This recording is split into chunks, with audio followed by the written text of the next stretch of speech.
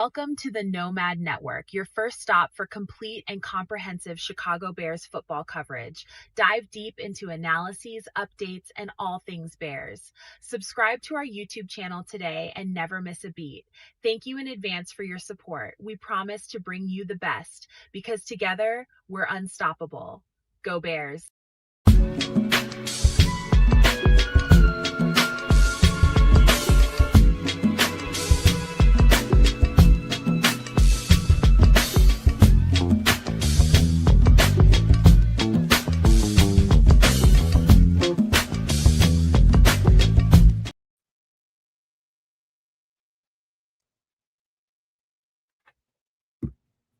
Yo, no maniacs. Welcome into another edition of some extra sauce on this nice Wednesday night, this hump day. And it is a hump for me. It's hot out there. Some people have to go out there in it, some people don't. I'm one of them people that had to be out there in it today. And we late because we always waiting on the Canadian man. He insists on being a guest on the show or acting like a guest on the show, but we love him anyway. So whenever he gets in here, he gets in here. Welcome in again, man. We got plenty of stuff to talk about tonight. Interesting things to talk about. A little bit of Bears, a little bit of other NFL, discussion to be had. Also, some stuff that needs to be talked about as far as Doomsday Survival is concerned. I think we got to go a little bit deep there because it's starting to hit critical mass for real. And I think we need to be getting ready for some stuff, but we'll talk about that on that section of the show. Plus, we got at least 2 movies to talk about and maybe an album if we can get to it. But we got plenty to talk about, man. We're gonna have a good time on this nice Bears off-season period, man. We always gonna keep it interesting over here, like we always do. But without further ado, let me bounce past that thing over the trip because it's too hot to be damn jumping right now. Right on. Yeah, too hot. Yeah, I know because I realized I was going not having company or having guests, but being seen. So I went here and threw on some clothing, as you can see.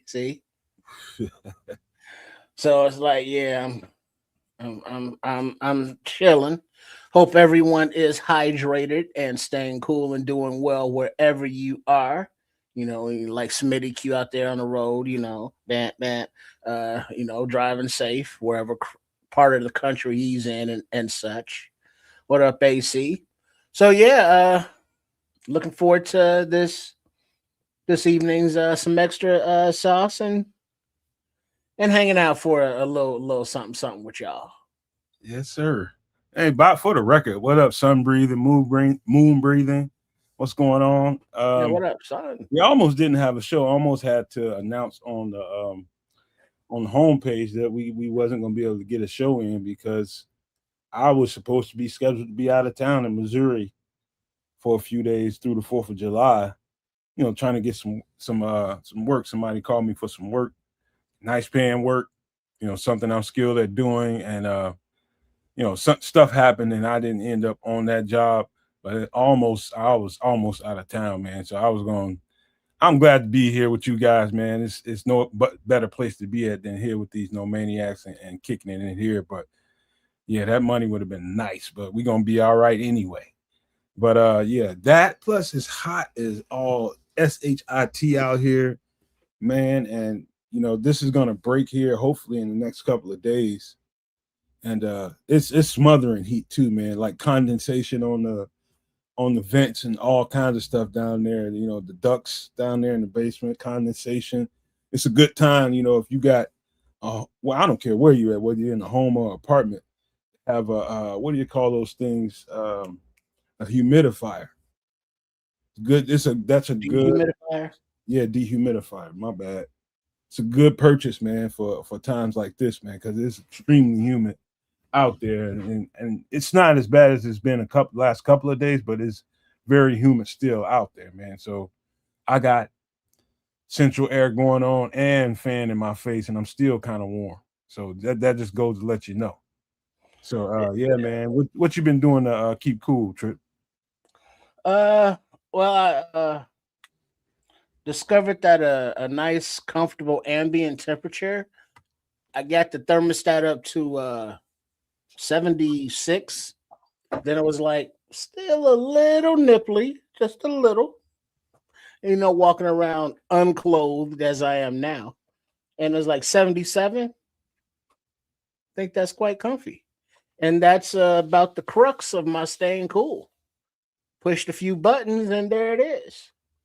I just can't picture 77. It's cool, but that's me.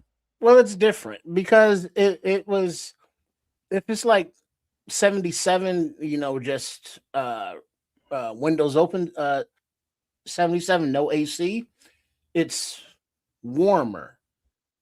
Whereas just 77 all the time, no humidity, just quite comfortable.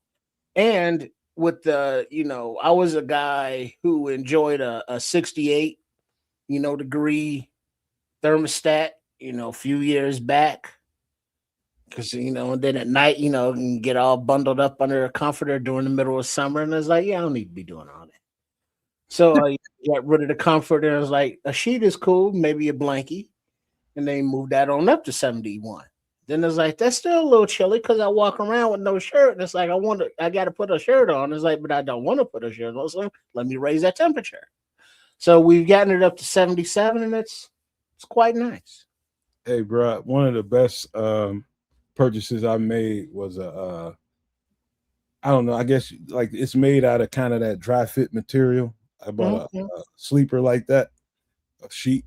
That, I bought just one, and then my girlfriend was just like, "No, I'm tired of. No, you buy you one, and I'll get me one, and we cool." And those things are extremely comfortable because it's like you sleeping in silk, and you know how those dry fit materials lay on your body and stuff, man. It is nice, bro, especially on days like this. So you can chill out in a you got a smaller place. There's no way in hell you can keep a place at this size, and it's not huge at 77 degrees. No fucking way. No way you're gonna be able to keep it cool. No. But yeah, like lot of less square footage. But yeah, those dry fits, sheets, those do sound nice. And I am familiar with the silk, the satin sheets, because it feels good all over my body while I'm in bed. Right. Them things changed my life. Actually, a girl bought me some when I was, I don't know, when I first got to Atlanta. She kind of was digging me and shit, and liked to hang out at the house and shit. We be kicking it, man. She just busted up one day. She came over and she's like, "I bought you something." She came over there with like 3 sets of, I mean, I forget what thread counts, but they was so, you never know what you're missing until you lay your bottom on one of them. Just don't know. I never knew. I was just like, man, why? I don't need no sheets, man. I got plenty of that. She's like, no, you ain't got none of this. Lay them things on the bed, man, pillowcases, man. And I'm talking about some of the best love making, and oh man, bro.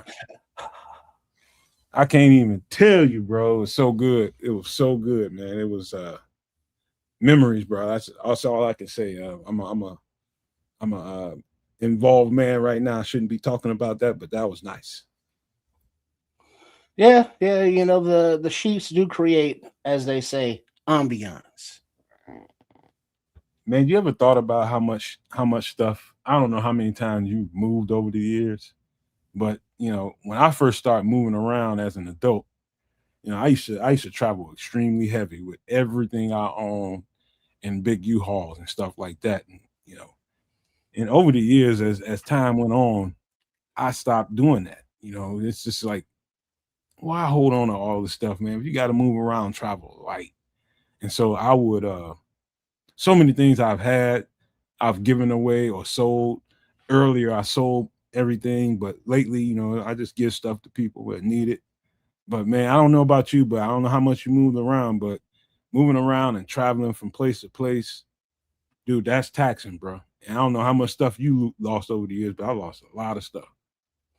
Yeah, I was always one that if I moved, I just did it, because I was, always big guy, strong, pick up my own shit.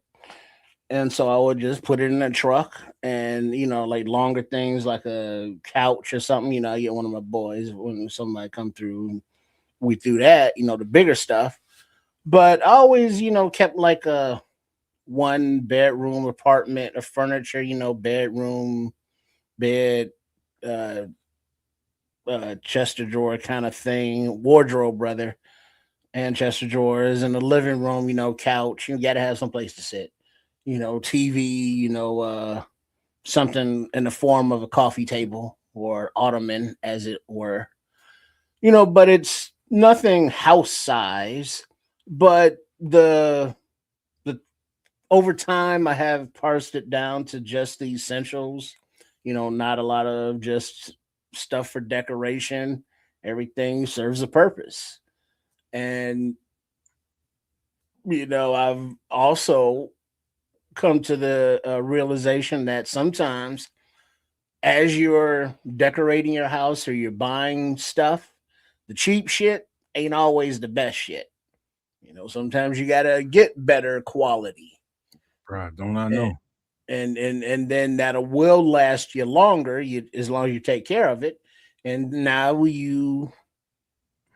there's not a lot of transition of your stuff anymore, because you got something, you like it, you take care of it, and it's lasting, you keep it.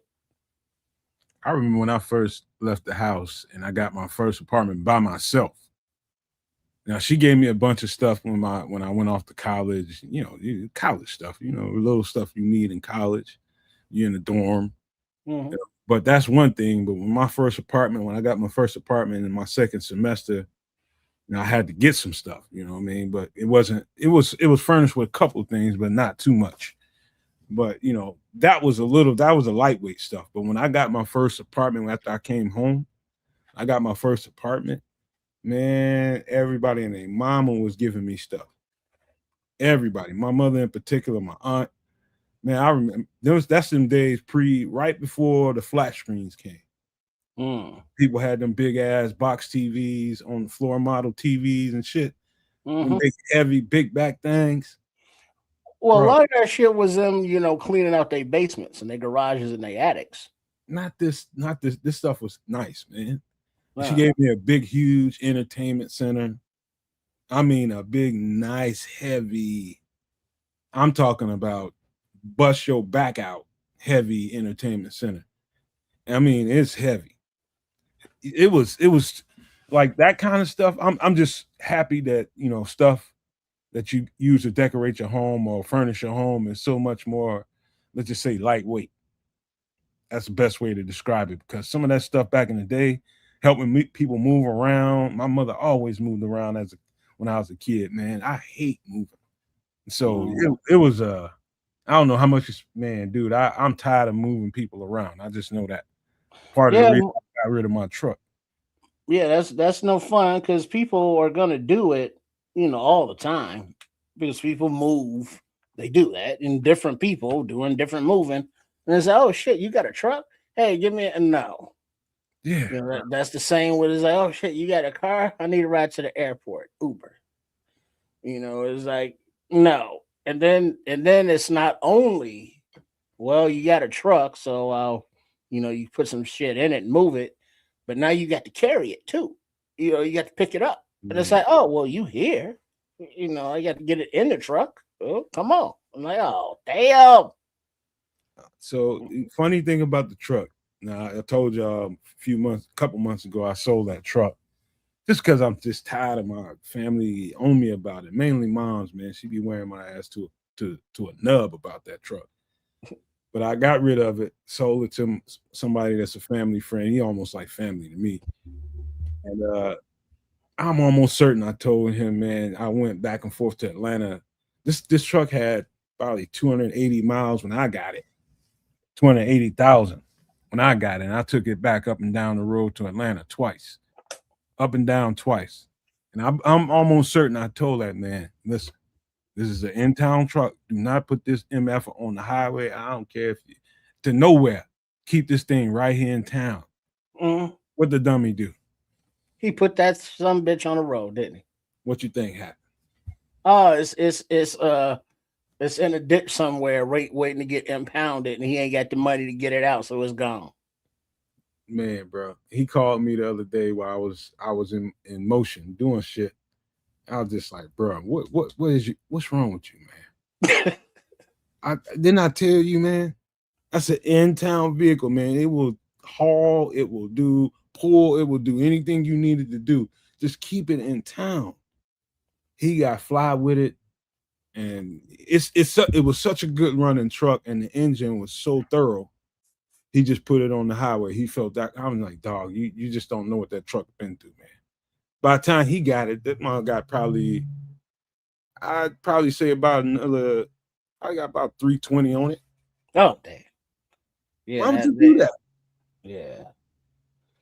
Why would you do that, man? Tell me how much sense that makes. That's one of those where he's rolling, and all of a sudden it's like sputter. It's like, what the fuck? Sputter. Like, oh, Lord. What's happening? Why is it not going? The truck is made in 1992. It's 2026. It's been driven, and whooped, and beat. And that thing, it's got a hell of an engine in it, man. But you pushed it too far. I was mad at my girlfriend because I told my girlfriend and it broke down because she didn't want me to let it go. Neither did my mom. And she kind of had a smirk on her face. I'm like, that ain't funny, man. That man was stuck out there. And that's kind of like my family, man. I ain't happy because I let it go and it blew up on him. It wouldn't have blew up on me because I wouldn't have did that to it. Well, yeah. Eventually it was gonna blow up, but not as fast because you wouldn't put it on the highway. I wouldn't have stressed it out like that. I know I can kind of feel where it needs to be. You know what I mean? You put that thing on the highway up and down to Atlanta, that's 400 miles on that thing. Up and 400 miles back. So what happened? You have to take the Greyhound to get home or something? No, he just it's not that far away. It's like probably 30, 40 miles away from here. You know, he want to get it pulled back and he want to put another engine in. He talking about putting a Suburban engine in it. I'm just like, I know it's a good truck, man, but sometimes it's time to just let that thing go, man. Oh, he trying to make a project. Yeah, man. But yeah, man, I'm getting ready to get another car here soon, man. I don't know when, but I'm gonna have to get me another little push around. I'm thinking about getting me an e-bike and all kinds of little shit. But what up, Ben Williams? Man, now I don't want to disparage no one or nothing, but how some people come up on stuff is through the detriment of other people, and by this I mean look through the farm belt throughout the middle United States, because there's a lot of people filing for bankruptcies. Yeah. That, you know what I'm saying, that losing their farms and shit, and you might be able to find you a vehicle for the low. Take that trip to Iowa. You know what I'm saying? And I don't want to be like, let's take advantage of people's bad situation, but they are selling the shit. So you know what I'm saying? Man, you ain't really taking advantage. You just they giving up. They're gonna give up stuff for a whole lot less than they probably should just because of the market. Right. And you gotta liquidate. That's kind of how I got this last vehicle, but in a different kind of way. Storm whipped on so many people's cars and vehicles. Cars worth way more than what they letting them go for, but the storm damage, a couple of little knots and dents in them from the hail, you can't really sell it for as much as you want to because it ain't as pretty. And so I took advantage of that, not trying to take advantage of nobody, but that was a factor in the equation. Well, there's always also the estate sales, where you find those garage kept vehicles that the owner literally only drove to the grocery store and to church and then serviced it, religiously with all the documentation and records meticulously kept in the glove box. And you can come up on one of those, that's like the Holy Grail. Yeah. I'm seeing a lot of opportunities here. It ain't getting ready to get no better though, Trips, man, because as you were just talking about with the people losing farms and businesses and all this kind of stuff, it's about to get compounded by energy prices, man, gas prices and all that kind of stuff. We're gonna talk about that on Doomsday Survival, but it's about to hit critical mass, bro. For real, for real. Like we warned about for months. It's here. Yeah, It's here. indeed, indeed. Other than that, man, how I mean, let me think about my week, man. There's been so much going on this week, man. I don't even know where to start, man, bro. It's like stuff with my mom's and her property trying to help, but it's been so hot to really help her out right now. And man, trying to safeguard her crib so people don't keep breaking in there, all that kind of stuff, man. It's all kind of craziness going on around us. I don't know if you checked outside recently at night, man, but it's been like 3, 4 super moons in a row. And what up, Levante is up in here. What up, Levante, Benji? 3 super moons up in here, and people saying the animals acting weird. Shit's been huge ass earthquake over in Venezuela and then Japan. We lightly talked about that, but that leads to questions about activity in the Ring of Fire and all that kind of stuff. That earthquake in Venezuela was terrible, bro. I mean, absolutely terrible. The videos out there are crazy. Yeah, I mean, you just see the high-rise buildings just collapse. It's like it was up, now it's down. Just cloud of dust, and it's like, oh shit, those things are probably full of people. Yeah. It's like, and it's like there is no warning, there is no escape. It's just 1 second you're there, and then another second the building is just collapsed. And it's like, there's thousands of people still missing.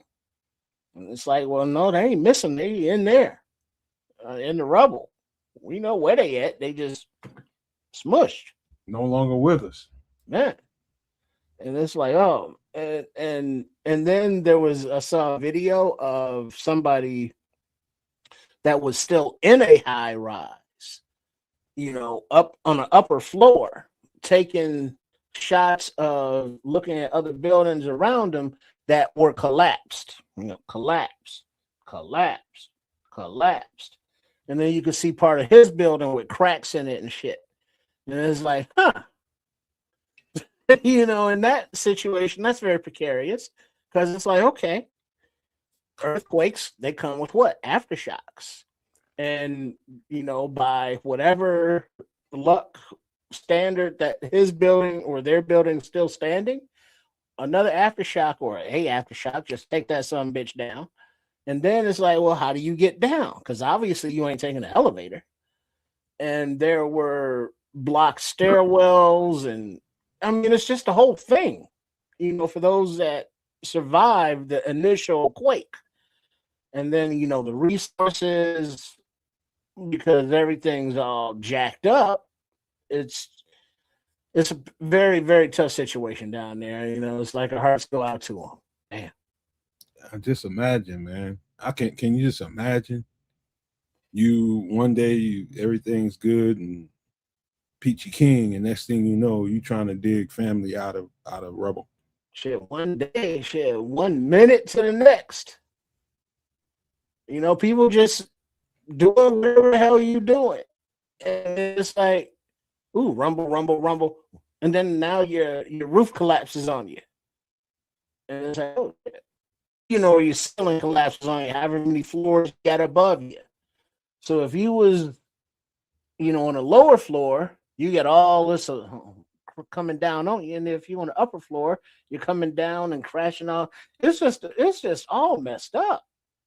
I hope and pray I never have to live in another apartment. You never know what life will deal you. But hopefully I'll never have to live in another apartment or any place where, people are stacked and stuff is stacked on top of me. You know what I mean? Because that's extremely dangerous. I just remember that high rise collapsed down in Florida that one time where a sinkhole happened and just dropped the whole damn thing. The whole damn condo high rise is gone. gone. But not only Mother Nature or the Earth venting or tectonic plates moving with the earthquakes, but throughout the Midwest, as it was last week, I believe. So the last week in June, we've had more tornadoes than we typically get in an entire year. And so not only in the densely populated or urban areas are, weather events or nature events detrimental, but out in the sticks, when the tornadoes come whipping around, and there was a dude that was videoing it, and he came back and he was like, where the fuck my house go? Because now he was still standing in this house, but he could see the sky. Because the tornado came through and ripped off his roof and his upper floors. He survived, but just like that, the thing blew in, the house gone, and he looked at his neighbors that used to have houses that had plots that just had like toothpicks laying on them. Wait a minute, white guy ended up with just a few scratches on him. Yeah, looked like a hippie. Yeah, I was like, yeah, one of these days, that's my goal in life, to be as high as he was that night.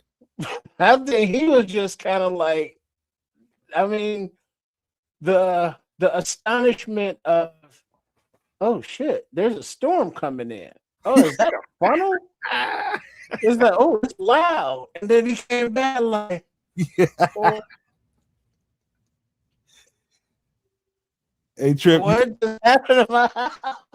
Trip, you freezing up. Pop out and pop back in real quick. Let's see what happens. Am I freezing? Yeah. Okay. You pop out right quick and pop in. Uh-huh. Yeah, it's funny. I hope y'all seen that video. That's hilarious, man. It's some white dude. He just like, oh, it's a tornado. Oh, I wonder what can happen. Let's go out here and look. Next thing you know, the tornado tore his whole goddamn crib down. The only thing standing is him. He's got cuts and scratches on him. He is baked. When I tell you he baked, I know he baked. I don't know what he baked on, but he's baked.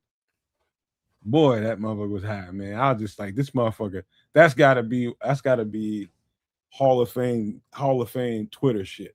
He was high and astonished. He was astonishingly high. It was hilarious, man. But I'm glad that. But I mean, it was hilarious, but it was like, yeah, he ain't got no house no more. And his neighbors is like, he was lucky because he still had like a structure of some sort. But you see some of the leftovers of the tornadoes when they hit houses, and there's just like the plot that the house used to be on. And it's like, I woke up this morning and everything was everything. I might have some tornadoes today, and now I don't have a house anymore. Just that fast. Bruh, they said, like the old people always say, I ain't gonna use the word with G. The Most High they say the Most High protect babies and fools. Can't take him out, man. He's such a damn fool right now. He was such. Yeah, he seemed like cool people. I don't know, but now we got the earthquakes, right? We got the tornadoes, but don't forget, what is it? Utah and Colorado. Oh, yeah, the wildfires. How bad is that right now? Well, a lot of acreage, a lot of acres are burning, and it's just a wildfire. So as it comes up to populated areas, people are doing what they doing to protect their stuff. But otherwise, what can you do? So you woke up, it was like end of June, everything, maybe barbecue for the 4th. Like, oh shit, they got some wildfires. Today you ain't got a house. It's burnt to a crisp, just like that. So the precariousness of life, we just can't take it for granted. And in our way of life that we take for granted, we can't take that for granted. Yeah, we cannot. And I think Trips, I got to tell you, your talk right now. Just talk. Yeah. All right. Cool. Peace You out to everyone. you lagging real bad. All right. Let me try again. Let me try again here. Let Trip get his feet a little right. He never lags on the show ever, but I don't know what's going on today. Maybe he's got probably need to reset that router. Anyway, man, we here for the night, kicking it with y'all. Interesting stuff. Like I wanted to talk some Chicago stuff tonight about the Bulls, man. I love what them cats are doing with they draft and some of the stuff they doing in free agency. I like the team they're assembling right now. I don't know if y'all been paying attention to what the Bulls are doing. I know some of y'all watch other channels other than football, but anybody around the Chicago area that watches the Bulls, man, it would I just like what they're doing with this young GM, this young coach. Yeah, you look a whole lot better now, Trip. Everything. Right on. Wait a minute. Keep talking. Test 1 2. Mic check 1 2 1 2. How do you do? I think you just got to catch up with yourself. Yeah. See me moving. Yeah, you moving. All right. Keep going. You good. All right. Yeah. What young coach you talking about? We was talking about. I was just talking into the ether, talking about people from the Chicago area that you've seen if they pay attention to what the Bulls are doing. Oh yeah, it was kind of what's the word? Anticlimactic. Free agency wise. They ain't done. Well, no, but pretty much. I mean, because the free agency money that they had, 32 million or whatever, they spent with re-signing Collins, and then Powell, the guard, and who is the other guy? Claxton. Yeah. Those are the guys that they paid. So, there's still opportunities because of sign and trades of players that they still have on the roster. Like I believe Anthony Simmons is in play to other couple teams that are interested in him.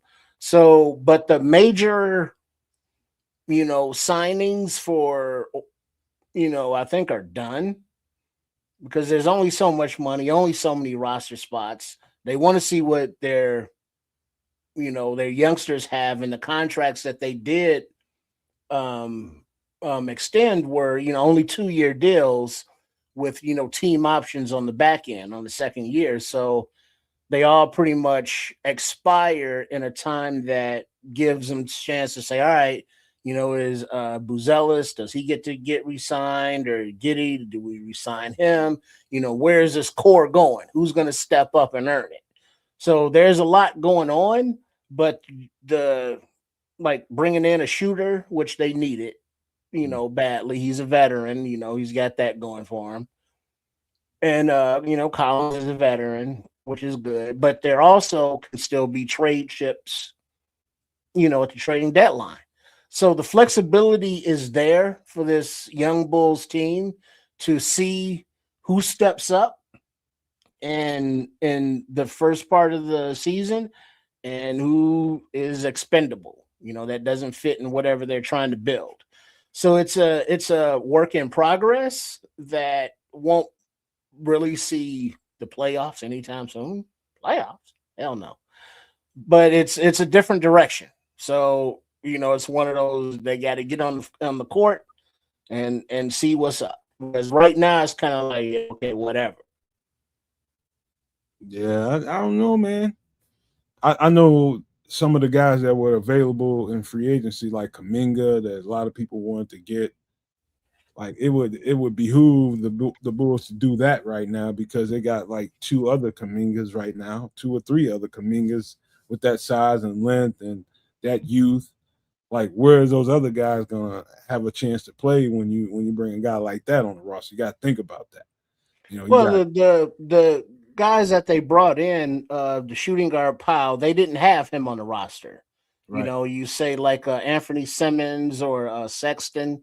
or Dillingham, in your guard room. Dillingham, no, he's the point guard, but they didn't have a 3-point shooter on the roster, so they needed him to space the floor.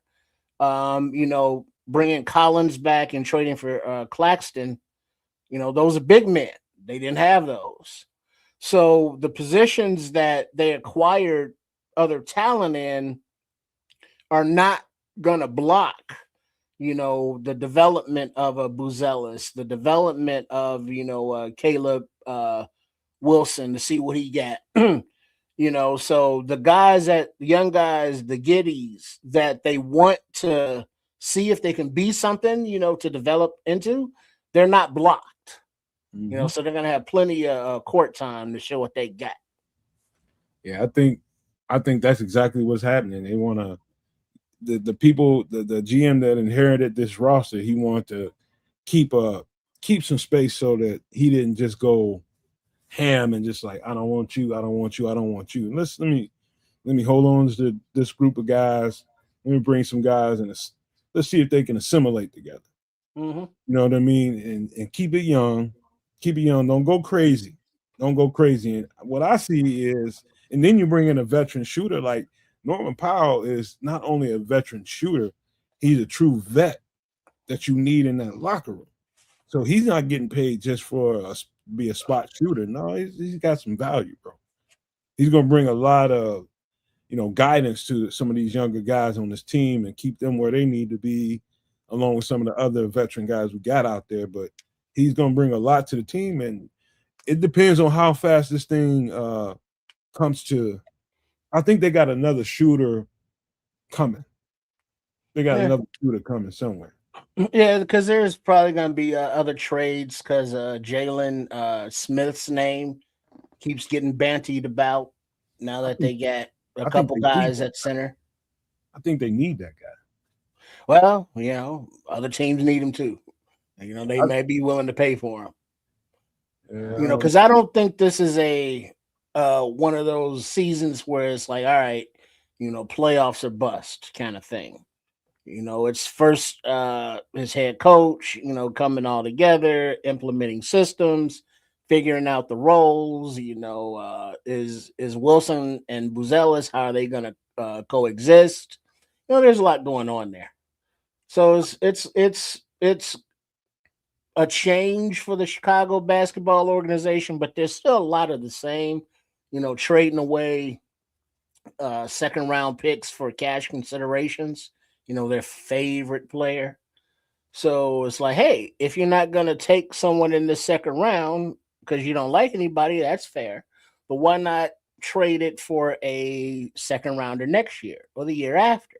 So you still have that draft capital to banty about, to use as pieces in trades, to pick somebody in that draft that you might like in the second round, as opposed to cash considerations. And this organization, the Bulls, that has a history of that. And I think as a fan base, we wanted to see something change and different with the new GM and all that. And then it's like, damn it, back to that same cash considerations bullshit. So it's like, all right, we're going to see what's up on the court before any major judgment.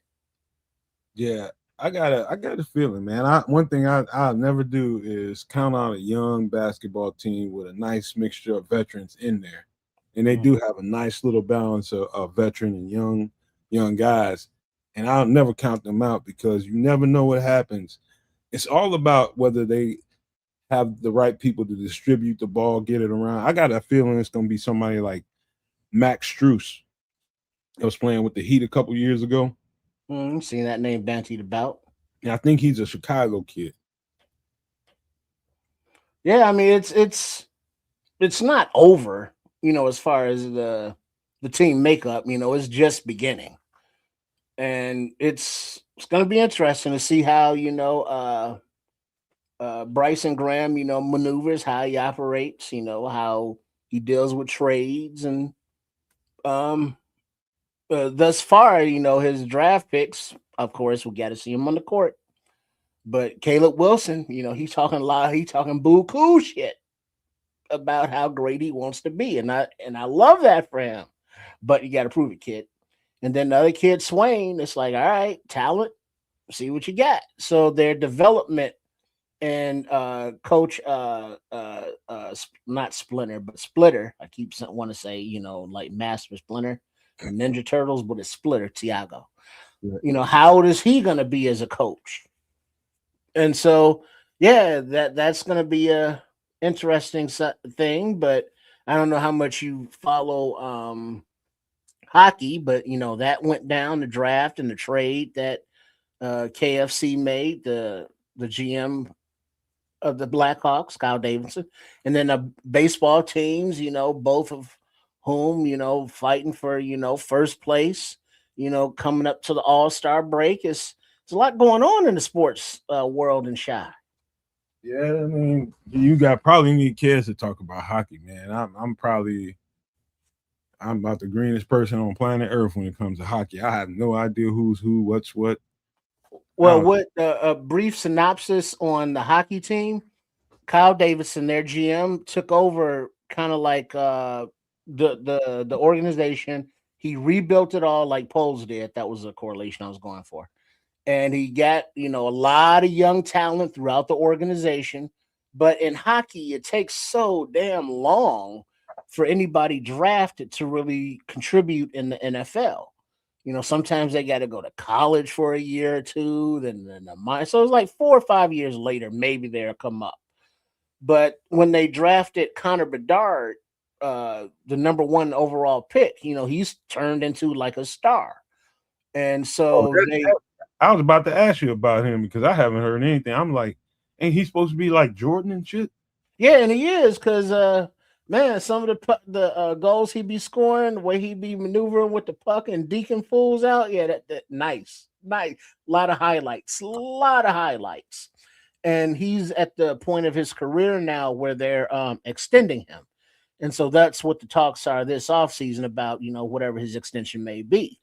But you can see where the Blackhawks organization are trying to make a step forward by, instead of drafting at number 4, the pick that they had in this recent draft, they traded that and signed like a veteran, a 4-year veteran in the NHL defenseman who was on a different team, blocked by better defensemen, like the top 1 and 3 guys in the league.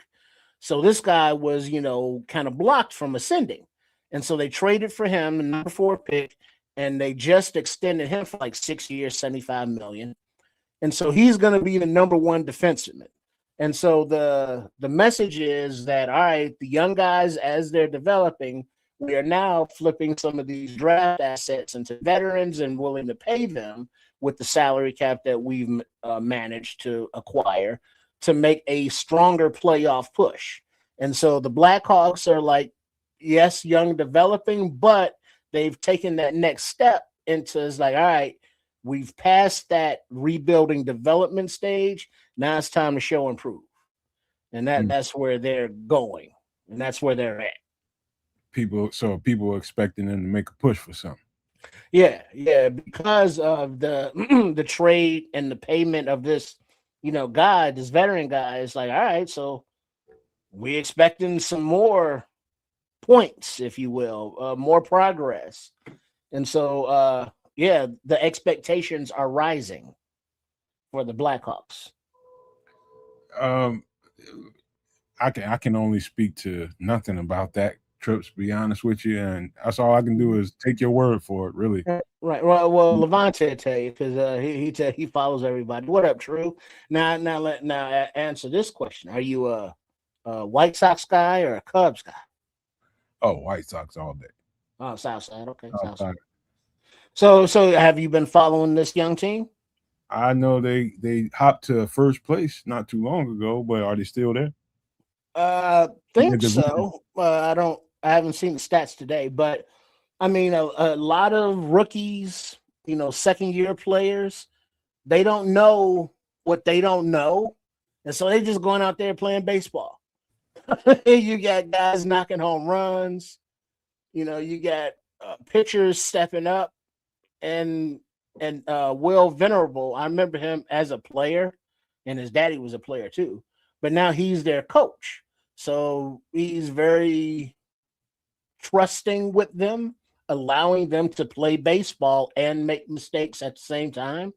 But they got this, you know how teams, got their own thing, their traditions. But the White Sox got this Harry Pothead wand thing. And now they got the little wizard hat and like little cape thing. So every time they hit a home run, they, bring out the little wand and shit and wave it around. And it's been a lot of home runs from these young players that they acquired, through trades of talent, of other talent. So these players are showing improving and pushing for the playoffs. And it's like shit, they were setting records for how sucky they were, just the season or so back. Now it's like a whole new What do you mean a season or so? Just last year I heard people on podcasts trying to run them out of town, talking all kind of craziness.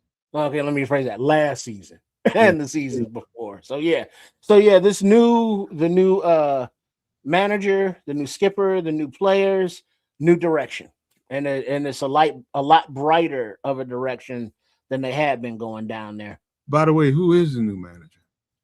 Will Venerable Jr. Okay, I know nothing about him. I ain't watched the game yet. Well, they're good. They're an exciting young team. I will. They still got issues in the later bullpen things and a few defensive miscues that they need to tighten up. But yeah, this is a good, exciting team. And at the trading deadline, they may be actually looking to acquire talent, which is not something that we've had to say for the White Sox in a long ass time. Well, let me do a U-turn real quick because I've said this a couple of times. I don't know if people took it serious because I'm so serious about football. People can't imagine Nomad as I'm a hooper too. Mm-hmm. And I know how to hoop and I know hoop. Like I know football. And one thing I can tell you is I kind of watched these prospects a little bit coming out. Kind of took a look at them after we got done with the draft and did all that. There's this shit just kept popping up on my feed. And I just started taking a look at them just out of like, I'm a little curious, you know what I mean? And I started taking a look, and I can tell you, man, there was a couple of dudes. There was one kid from Houston. He's a point guard, man. I think he's gonna be real good, man. He's really ultra quick, man. Super quick. I can't think of his name right now off the top of my head, but I think he's gonna be a dude. And the other dude, there's a couple of dudes I think is gonna be crazy good. But I thought the best player I'm talking about with the most upside, tremendous upside, was the guy we got. And I think the first guy we got, I'm talking about Caleb Wilson. Mm-hmm. I thought there's no way this cat ain't going first. There's no effing dropped a fourth. That's going to be that's going to be legendary. He's got the biggest upside out of anybody in this draft. I don't want to judge as a scout or anything. Here, let me explain it like this. The AJ Espinosa dude, not Espinosa, AJ Acuff, ain't you? No, the bonds, the first guy, yeah. Yeah, him is like, all right. I don't know much about him. The guy from Kansas, the Peterson dude, his mentals kind of scare me. It's like I don't know how focused you on basketball there, kid. And then the Boozer kid, I just got bad flashbacks of Carlos Boozer, his daddy, with the bad spray haircut and the sideburns and shit. When he was get it, Joe, for every rebound and made Joe Kim get all the boards because he wasn't. And so I don't want to put that on his boy, but I did. But I saw the highlights, if you will, of Caleb Wilson. Is like, oh shit, man. Oh shit, that's nasty. But then to hear him talk his shit, and somebody asked him about the three guys that were drafted ahead of him, he was like, what are your attitude about those guys? He was like, oh yeah, those guys can get all the smoke. You know what I'm saying? What happened when we played them during the season? And I'll see them in summer league, so we'll see what's up. And it's like that confidence is like, okay, kid, now if you can follow that up on the court with, as he develops and gets stronger, he could be a star kid, a star player. He's gonna be a stud, Trip. He's gonna be a stud. He's gonna be a stud. I'm telling you that right now. That boy is brimming with confidence, and he's got the physical athleticism to combine with it. Man, dude, he's tenacious on the court. He's a dog. He's only 19. Yeah, and it's some of those rebounds when he's on the board or he's driving to the lane, and he just raises up with one hand. And I know it's not from the free throw line, but I don't understand the game nowadays with the kids and their Euro steps. It looks like traveling to me. But he be like, he don't dribble the ball. It seems like once he gets past the free throw line, and he just takes however many steps he takes, and he's dunking on somebody. But it's not traveling, so it's legal. The Euro step is an odd move. I'm gonna tell you why. Because the Euro step usually lands with you having to explode off of your strong leg. If you're a right-handed person, is your left leg. Mm-hmm. That's your strong leg. That's where you explode off of all your shots. Anything you taking, especially around the basket, you leaping off your left leg. And the Euro step tends to have you favor the opposite leg. So guys are getting stronger in the off season with their offhanded stuff and using the opposite leg to explode and make plays around the basket. That's the beautiful thing about the Euro step. It's cool when you see Europeans doing it and they execute so flawlessly. But when you see big athletic Americans, particularly black guy, really master that and can finish at the rim, that's crazy. He can. It should be illegal.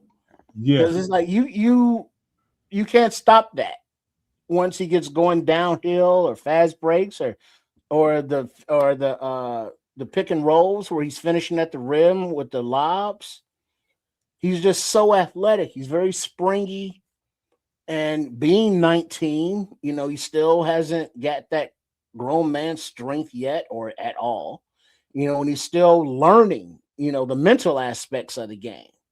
So he has some development, to make, and that's up to this staff to do. But he's definitely, the prospect, the no-brainer pick at that point. Yeah. And to the other guy, man, I'm high on Caleb Wilson, but I'm also high on Dalen Swain. I'm gonna tell you why. I think his game is so mature. Be honest with you, man. They may I think they want to get out there and put him in there and mix him up with NBA players and give him some minutes. And I think Josh Giddey might be on the trade block. Yeah, because I could his game, I'm telling you, Swain's game is similar skill sets, but Swain plays more defense. He plays a lot more defense, and this guy really ain't got a lot of flaw in his game. They say his shot is a flaw. No, I watched him in high school, man. He was a shooter. They just didn't ask him to shoot as much because they had other shooters. They asked him to attack the basket. And that's what he did that very well. Yes. And so now they'll ask him to do both and say you need to get back to refining your shot. That dude's going to be a nice shooter.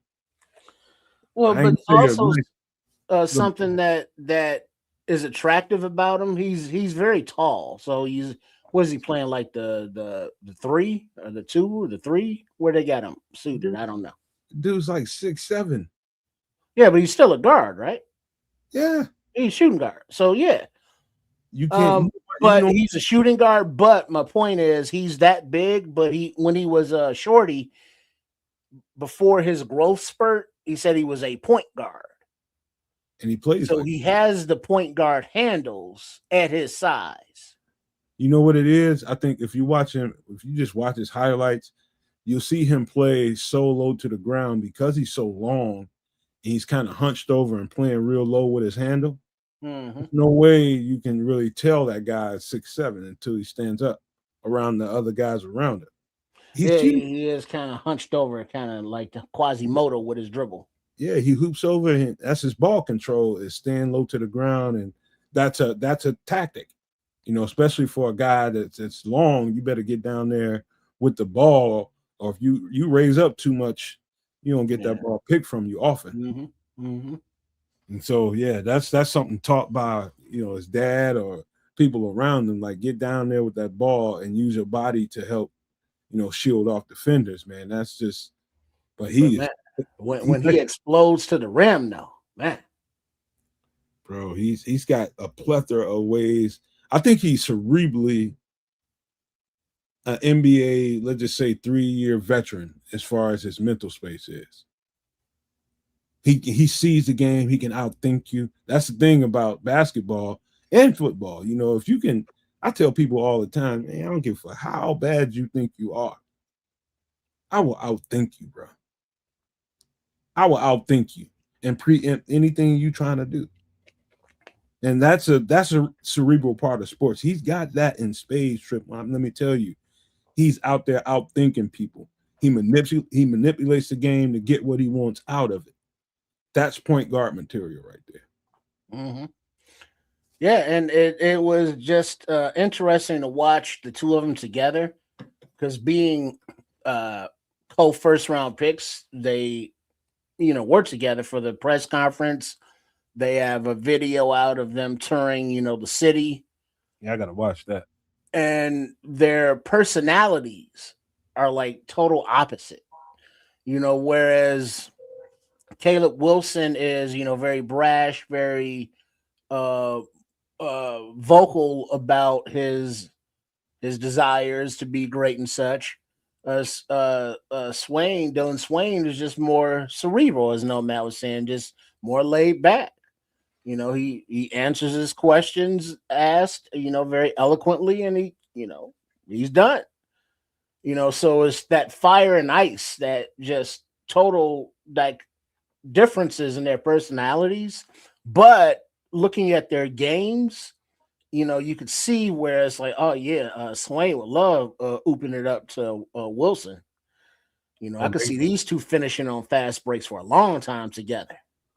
I think the Bulls hit a home run, and they keep hitting home runs. I think they're doing exactly what they're supposed to be doing. That kid Swain is.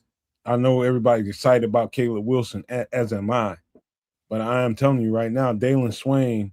The more they put that kid on the floor, and the more they see him be a playmaker on both sides of the ball, it's gonna be hard to keep his ass off the floor, because he can do things Josh Giddey cannot. And play defense. And he pounds the ball quite a bit, just like Josh Giddey does, to get his own shot, but he gets results. Yeah, I think Swain is a little bit better at taking someone off the dribble, even though it's like, well, you don't have to respect his shot, but you do. So it's going to be a fun team to watch, because Coach Splitter has said that, they're going to have plays and sets and stuff, but a lot of transition, a lot of just get out running, finish at the rim, hit the open shooter, which it should be Powell or whoever it is. So it should be at least fun and exciting. Don't know how many actual wins, but fun. They're gonna run into getting the ball out and running the floor. They're gonna be probably one of the top teams to watch in the NBA, because they're so long, they're so athletic. They're gonna be so many guys that finish at the rim. It's gonna be must see TV. It's gonna be who I mean, between all the centers, Claxton, Jalen Smith, he can shoot, but he can dunk. Oh, yeah. Nick Collins, he can dunk, big guy. But then Buzelis, posterizing people.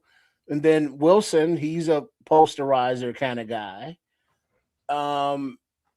Giddey, he's a big guy. He can get up. So there's a lot of athleticism just unadulterated, just funk out there. And then there's, of course, Funky Patrick Williams, Pussy Mhm. Willow, as he's known. Yeah, Zach Collins, that is. Thank Mhm. you, Levante. So yeah, it should be a transition filled, break them out kind of thing. I just can't wait to see what kind of hoop, because everybody wants to get out and run and be in transition and play with freakish athleticism, but when it comes down to it, when you got to get in sets, Mhm. my thing is, I watched Tiago coach.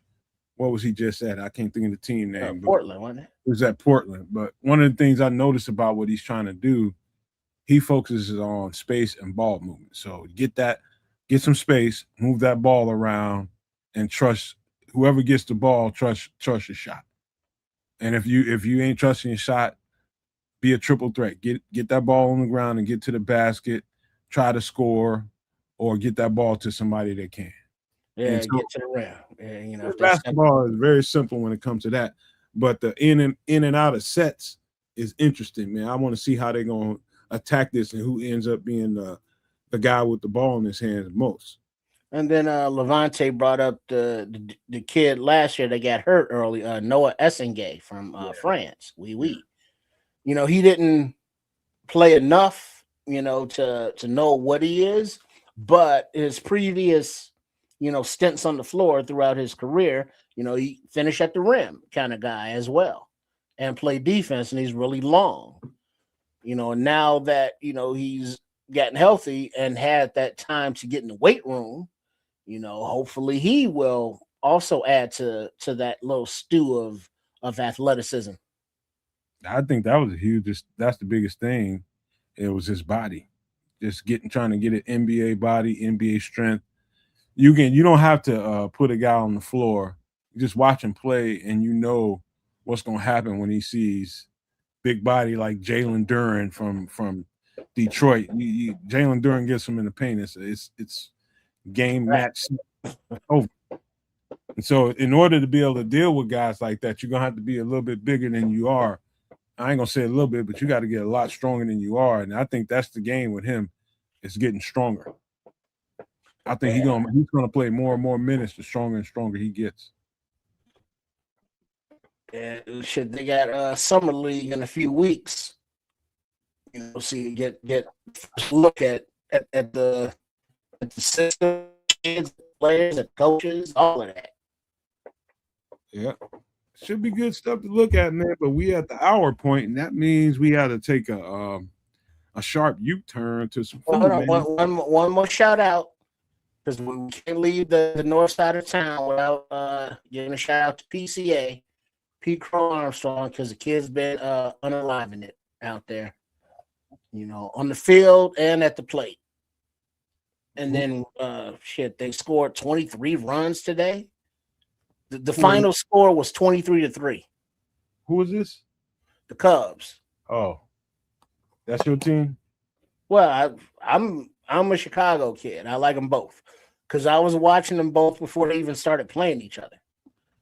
I was watching the Cubs when they could only play day games because they had no lights at Wrigley Field. I was on the train one night when they was putting the lights in, so I went to both sides of town growing up because the White Sox always had the school giveaways, where you had certain dates that you could pick for, the kids' nights or whatever they called them at the time. But there was like a shitload of those throughout the summer. Then my Uncle Bob would take me to the Cubs games, and you could roll up, buy tickets at the window for like $7-8 for nice box seats along first or third base. He preferred first. And you sit down there, enjoy a ball game, hop right on the train, and go back home. It was a beautiful thing, right on the Inglewood A train. Stop right there, Wrigley Field. So I went both. I never had animosity toward either. So I never chose. I never said, "Oh yeah, Southside's my team." It's like, no, they both say Chicago. One's South Side, one's North Side. It's like, cool. represent both. More of an opportunity, to win the World Series. Now, I have seen them both win the World Series once. We want more, obviously, as fans, but sure, both. Why not both? Well, I got my reasons, but I'm definitely a White Sox fan before anything. I was happy for the Cubs when they won. I just got here. I just got here. That probably a few months before that happened. I had just got here, and when that happened, everything around here lit up. It's we all support them. You know what I mean? But we all have our favorites too. I'm definitely a more White Sox guy than I am anything else. I don't know why I just gravitated towards the Sox. I don't know why. I've been to both stadiums, been to both games many times, but for whatever reason, I ended up being more Sox than anything else. That's just me. I don't know what you didn't do, but I'm glad you didn't do it, Ron. Whatever it was. Hey, he was here as far as I know, right there in the chat.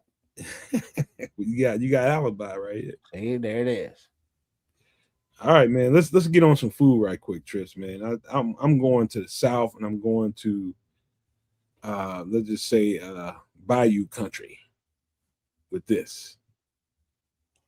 All right, what do we got? Cajun honey butter chicken and rice.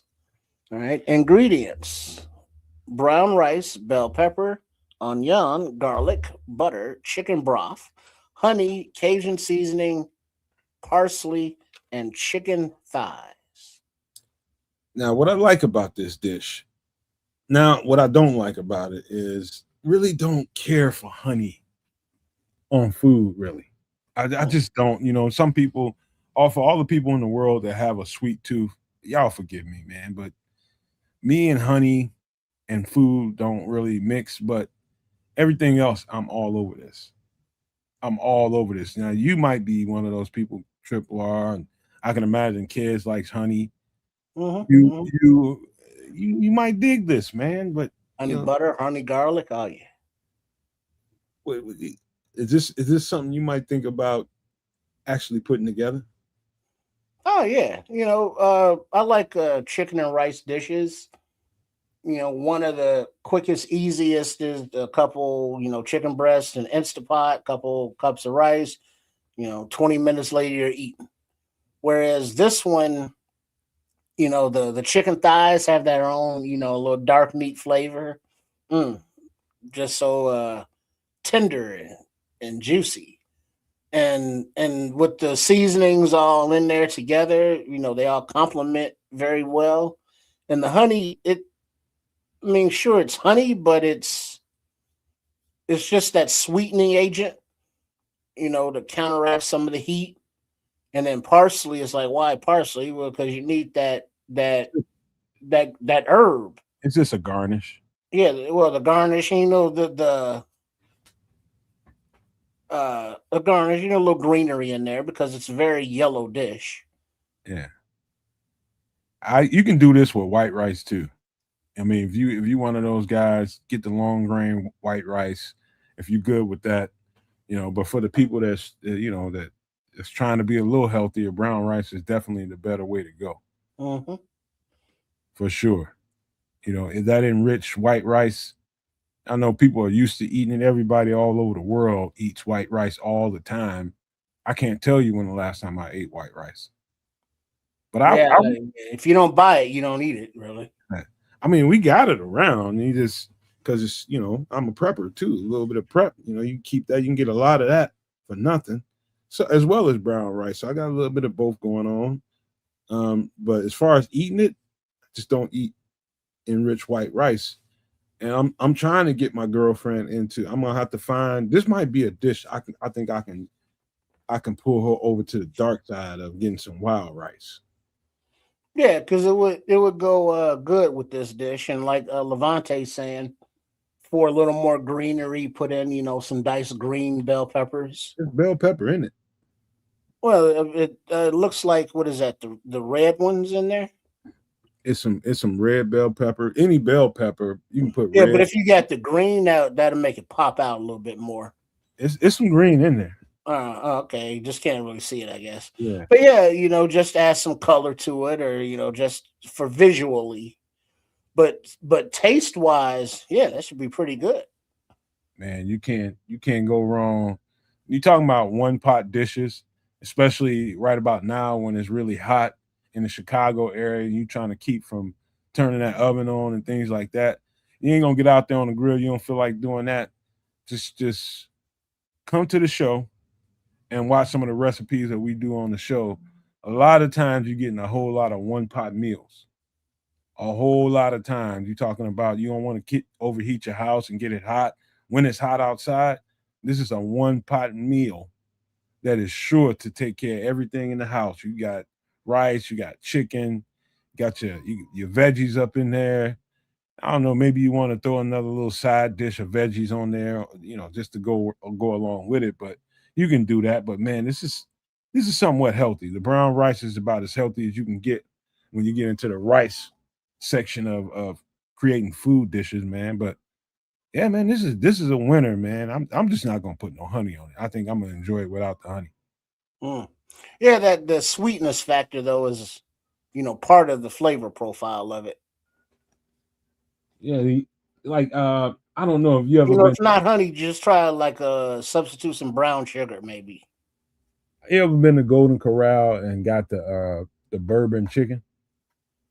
Yeah, I've had it. What do you think about that? What do you think about the sweetness?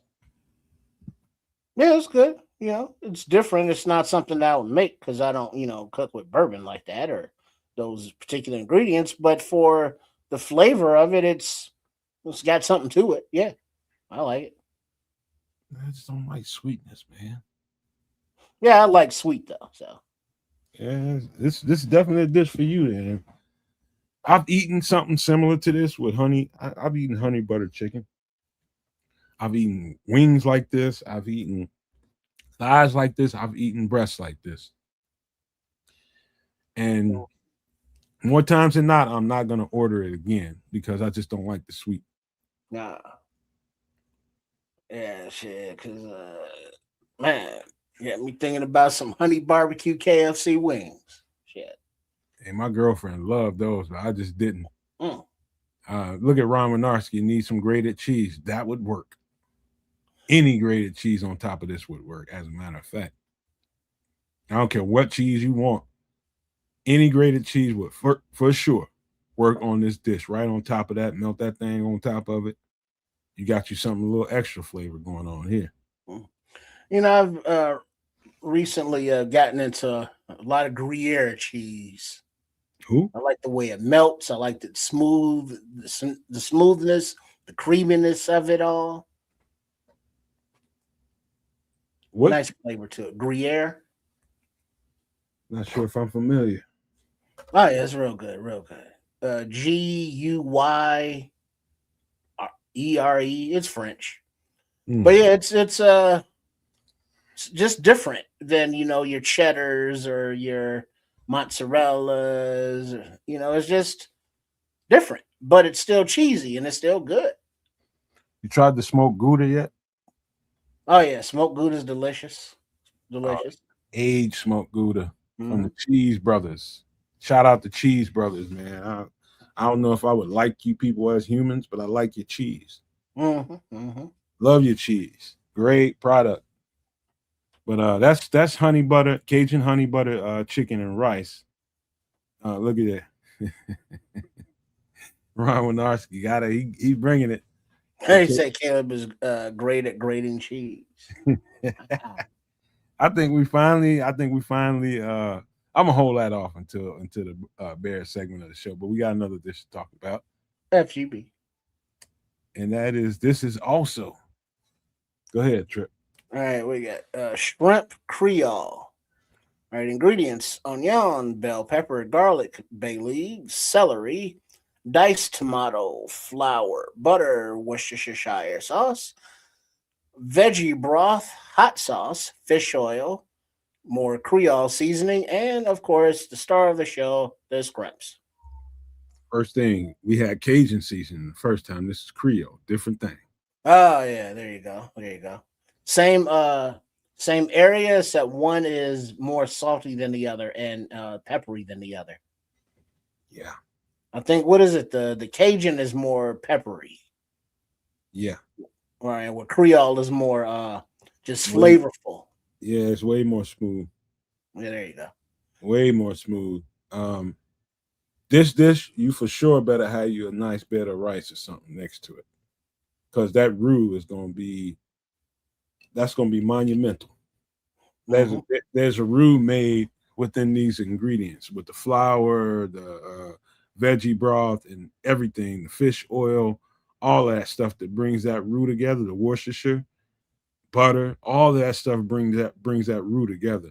That roux is the key to all of it. You without the roux, I mean, actually, as a matter of fact, with the roux, you can put a boot in here and it'll taste good. An old boot on top of it. Care what Mm. you put in this roux. A Yeah, good it's like a stew, and the stewy part is a good flavoring topping for rice. Or if you don't get rice, get you some biscuits, dog. something to sop up that fishy, flavorful goodness. If you haven't had the proper, let's just say New Orleans. I'm not gonna say just New Orleans because I've gone. I actually touched some other little spots around New Orleans, and the roux. If you haven't had Louisiana roux and just know how the flavor profile is so outrageous. It's so much going on in the roux in Louisiana. It is so much going on, and that should actually needs to be studied. How good the roux is in Louisiana, because anything you can put that shit on anything, and it's gonna make it taste good. That's gravy. Yeah, Yeah, shrimp gravy. that's gravy on steroids down there. Yeah, shit, mashed potatoes. Mashed potatoes, but they do a lot of that, but they do a lot of rice with everything down there, especially when Mm-hmm. the roux come next to it.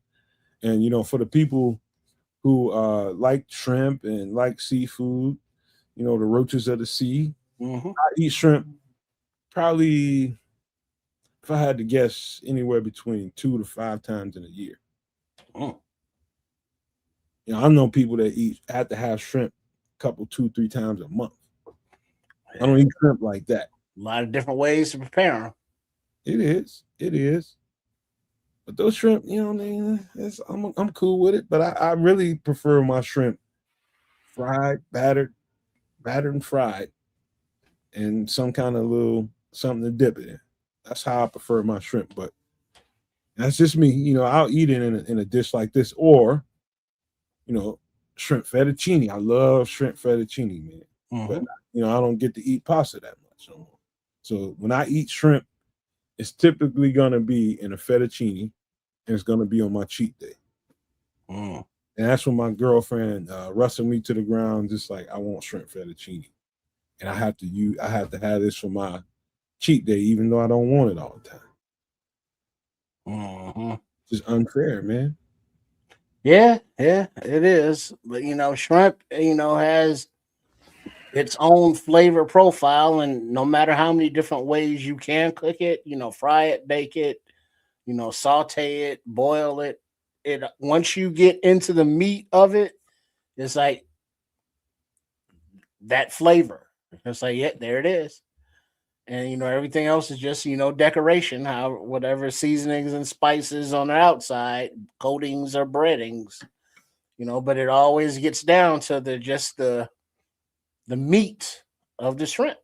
And it's like, it's very specific. It still has that seafood genre flavor, if you will, that palate area, but just themselves, they're just so delectable. One thing you don't want with your shrimp, and I've only run into this maybe once or twice in my life, and just random people who were cooking shrimp overcook the shrimp. Mm. That's a omen then rubber just Just doesn't bite. It just no rubber. you cannot overcook it. It doesn't take shrimp long to cook. Shrimp should be the last thing that goes in this pot, along with the parsley. Yeah, and like if you're frying shrimp, you get or not frying, but in a skillet with some butter or something. And it's like as soon as you see that tail turn pink, turn it over because it doesn't take much. And once it starts cooking through, and like in this dish though, the flavor is going to permeate throughout the roux, and then you got that fish oil in there as well. But it's a very unappetizing flavor to have overcooked your scrimps. Don't take long. Yeah, because they're that big, so don't. Yeah, I don't care how you cooking them. Maybe 5 to 7 minutes, if that. Each. That's it. Yeah, because other than that, it's overcooked, and that's on a medium heat. That's not on a high heat. On the high heat, it's like 2 minutes. I know. And then, 2 to 3 minutes, and turn it over for like a minute. I know people that will crawl over broken glass for shrimp and crab legs. I just don't. Like this girl I met in Atlanta. I got so many stories to tell you about some of this. But it was the guy I know that owned the bar and grill and the club next to it. I forget what, I think it might have been a Wednesday. He did all you can eat king crab legs. He got he must have had some secret handshake shit going on. This dude has so many king crab legs. I mean, so many of them. And she was just like, this girl actually was from New Orleans that I met. And everybody tell you down there, man, you got to be careful with them girls. I'm just like, yeah, okay, whatever. You know what I mean? She ain't do no crazy shit with me, but I start to see things, and I'm just like, all right. But she's damn serious about her seafood. Made me take her to this popular spot in Atlanta for seafood. I took her to there. What is it? Papados. Papados is a chain now, you know what I mean? But it was really popular in Atlanta. Anyway, that was one particular time. I take it down here to the king crab, all you can eat down here at the spot. Man, I tell you, she ran through some crab legs, bro. Bro, when I tell you she ran through some crab legs, I don't even eat that shit really. Oh, come on. I ate 2 of them. If that. She's just like, that's all you gonna eat? She's like, you know what? I ain't finna trip. I'm finna eat. I just said my thing. I tell you what, I'm finna order me some wings. I ordered some wings and start smashing on them, and all she needed to see was me eat. And she unbuckled them damn jeans and she went to work, bro. Well, there's not a lot of, even if you get a nice big juicy chunk of meat, it's still a little bitty chunk of meat, and the stringiness of it, and then like that drawn butter. You gotta have that drawn butter. Don't fuck around. Don't have no drawn butter. And then you eat that, and then you get it all over your face, and it's like, well, I need some more.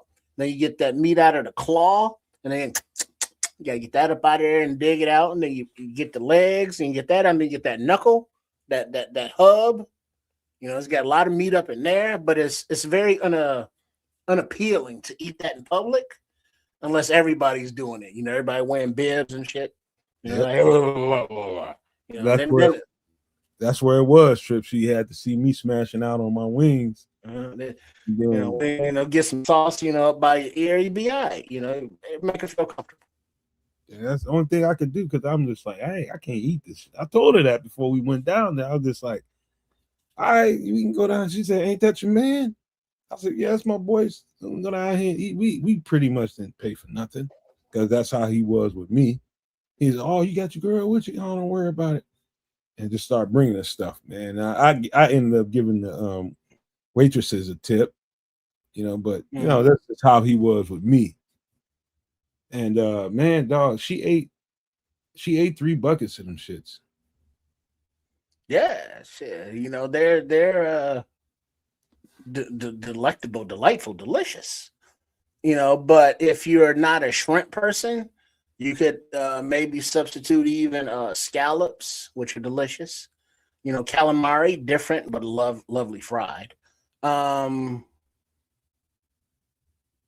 yeah, scallops can probably substitute for this if you can eat those. You know, but scallops, calamari, scrimps, you know, all that, lobster, you know, tails or claws, whatever, yeah, shit, all of it, shit, crab, king legs, you know, the little mud bugs, the little crawdad things, I'll suck the shit out of those too. You talking about crawfish? Hmm. Yeah, yeah. You got to really be into that kind of stuff. I ain't never been a seafood crazy. Never Hmm. was, man. You know, maybe if I was born down there in that culture, I'd probably be nuts about it like everybody else is. I wasn't. I'm just like, all right, give me some seafood. That's what you eating. Give me a few, and I'm done with it. I ain't going out my way for no seafood.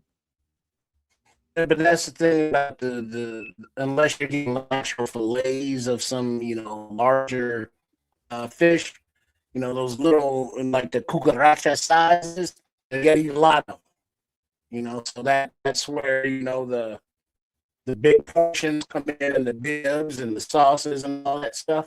Because, you know, remember they're that big, so you gotta eat, you know, a pound of them to be a pound, you know, if you eat a pound.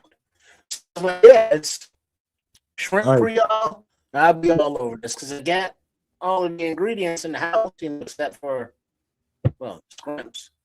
all right, Trip, pop out and pop back in because you start fragging again. Uh, All right, while Trip is doing that, I do have the Louisiana story that I have is strange because one part is my short visit to Louisiana as a visitor, and then my a little bit longer trip to Louisiana as an emergency responder. That's my only two experiences with Louisiana, and I'm telling you, both of them was eye opening. Me being an emergency responder, going down there, as a with a cleanup crew to years after Hurricane Katrina happened was an eye opener. Just culturally, I realized how bad that was. When you see stuff on TV, you think it's bad when you see stuff on TV until you get on the ground. And this is way after the water receded and people were out of their homes and people were just trying to figure out where to go and where to be. I got to see Louisiana in trying to repair itself, or not in Louisiana, but New Orleans trying to repair itself. And it was eye opening, man. It was heartbreaking and eye opening at the same time. But I learned a lot when I was down there about the culture, and I started to understand that, like, it makes you understand why people go so far out of their way to they don't want to leave New Orleans when they there because it's so good and so bad at the same time. It's violent on one end of it, and then the culture is so great on the other end of it. It's like being in another planet. It's like somebody drops you off in New Orleans for the first time. You think you land on in another country at least. That's how different it is down there, man. But man, and all that comes with the food, the flavors. I just I just never seen such a diversity of flavor or experienced such a diversity of flavor in so many different places than I did when I was in New Orleans. It mm. just the flavors are so diverse down there, man. Yeah, a lot of different cultures coming together. But yeah, man, I was just telling them little stories about me down there in Louisiana. I went down there a couple of times, man. Well, New Orleans a couple of times, man. I want to go there just to hang out for about a week or two. I mean, and really dig into that. I had a cousin, one of my favorite cousins. He's gone now. He's older. He's much older than me. He comes for every event up here, but he dug his roots in down in New Orleans and was there for about 30 years, man. And he just loved it down there. He passed away down there. Swears by it. Yeah, it's a little much. I mean, it's cool, to visit, but that humidity, yeah, I can't mess with that. And then Bourbon Street, yeah, fun. Yeah, I've been there. That ain't nothing but Rush Street. And other than the food, yeah, I just be huge. Yeah, down eating shrimp and grits, the shrimp Creole, all the different dishes they got down, all the different ways that they prepare the frog legs. Num num num num num num. That's why I tasted my first frog leg. That's my first taste of boudin sausage. I tasted boudin sausage, cheesy boudin sausage balls, deep fried. I'm talking about deep fried, and they were so good. I mean, all kinds of different stuff. First time I had crawfish. Then, of course, the beignets, little pastries. Yeah, those you better.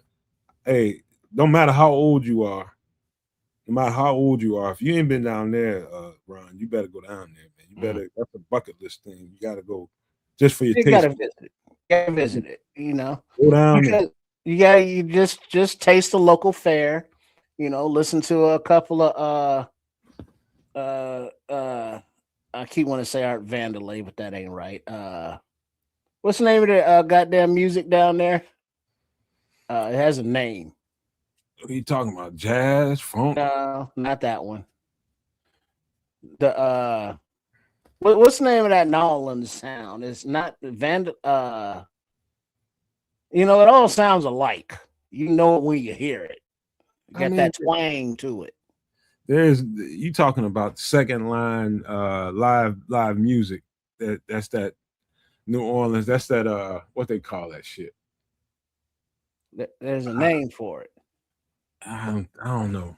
It's not the ones where they have the funerals in the street. Not those. It's the same kind of stuff. You talking about the New Orleans? What do they call that shit? Zydeco. Man, dude. Yeah, Zydeco music. That's that shit. It's the most jamming shit ever. Yeah, thank you. What is that, Jamal? Shout out to Jamal. Came up with it right as you was typing it. Once you hear that, it's like, yeah, that all sounds just alike. But that's their shit. It's so everywhere. I tell you what, you listen to that, what you call Zydeco. Or Zydeco, whatever you call it. Yeah, Zydeco. I thought it was Go. You put that right next to some go-go music from DC. And the only difference, it's really not a lot of difference there. Maybe maybe the patterns of the drums. But it's not a lot of difference there. Well, true, because all go-go music sounds alike to me, whereas all Zydeco music sounds alike to me, but they don't sound alike to me. The Zydeco and the go-go. I mean, similar, but get that let me clear my that they got that higher pitch, sound, with the horns and shit, and then the very upbeat, so they have similarities.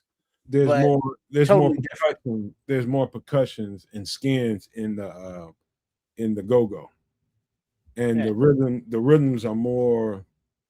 There's more of it than it is in New Orleans. It's more horns than it is anything in New Orleans. It's more drums than it is anything in go-go. Different problem.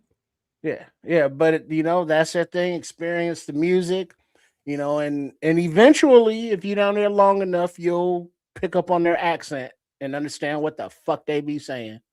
The locals, when they get to be talking in raps, they're like, "What?" Hey, I'm telling you, a female, and I don't mean this in a witchcraft or voodoo type of thing. Yeah. But there's a way that New Orleans women talk that will seduce you, bro.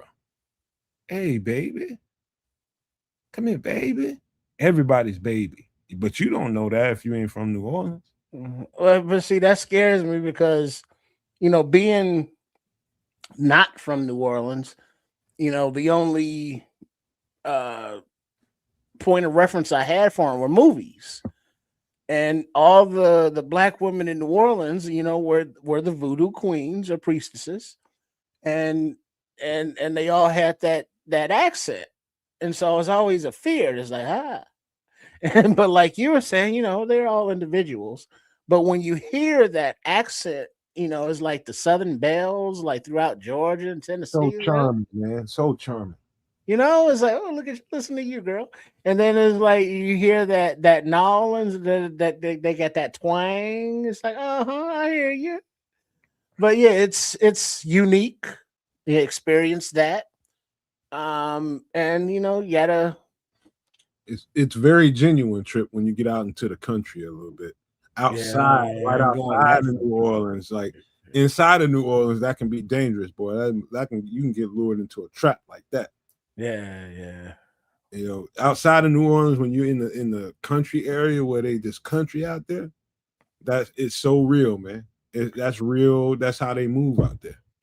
We when I was growing up, my aunt was good friends with one of her coworkers, and so we got invited to their family reunions over the course of several years. A couple, they were in Washington D.C., Detroit, here in Chicago, and then they had some cousins down in Baton Rouge, Louisiana, and so we would go down there. And once you get accustomed to the humidity, which you never do, the hominess, the friendliness, just the non, it's like they don't give, what designers are. They don't know nothing about none of that. They're just like everyday people. Country as all get out, but nice folk, very friendly, very kind. Them be the people you need on your side. And Mhm. you go down there, one of my pet peeves about being in the South as a northerner, and and how Southern people perceive us right away. And I noticed that like before I moved down there, over the years, going here, going there, down there, I noticed that there's a little bit of trepidation between us and Southern people because of how some other Northern people have come down there and represented themselves, calling them country and you slow ass, all that kind of stuff, thinking because you live up north, you're better than somebody kind of attitude. And that's as bad as going as an American to another country, looking down on another country because it's not what you're used to. It's as bad as that. And one of the things I did when I was down there is ingratiated myself in a way that I let people know, man, that ain't me. You know what I mean? People, I don't like that. I don't like that shit whatsoever. Country is country, and it's country motherfuckers right up here in Illinois. You know what I mean? And I let them know, like, Country as all get out. Yep, ain't no different between us. Y'all just go different than us, man. You know what I mean? You know, it's funny, and pardon my French, but I remember describing this to somebody at somewhere, and I was just like, the difference between us, when we was talking about some street shit, right? I said the difference between us and y'all down here is like we can hear y'all coming from a mile away and know exactly how to handle that. And up north, I was like, man, these type of people, these type of motherfuckers lay up under your mother's porch eating rice for 3 weeks waiting on your ass. You won't hear nothing until it's time. And that's the difference. You like everybody is so loud down there, but that's just the culture there. That don't mean they slower or none of that shit. It's just the culture, man. Right, because they got a country twang or maybe talk a little bit slower. Doesn't mean they're dumb or stupid.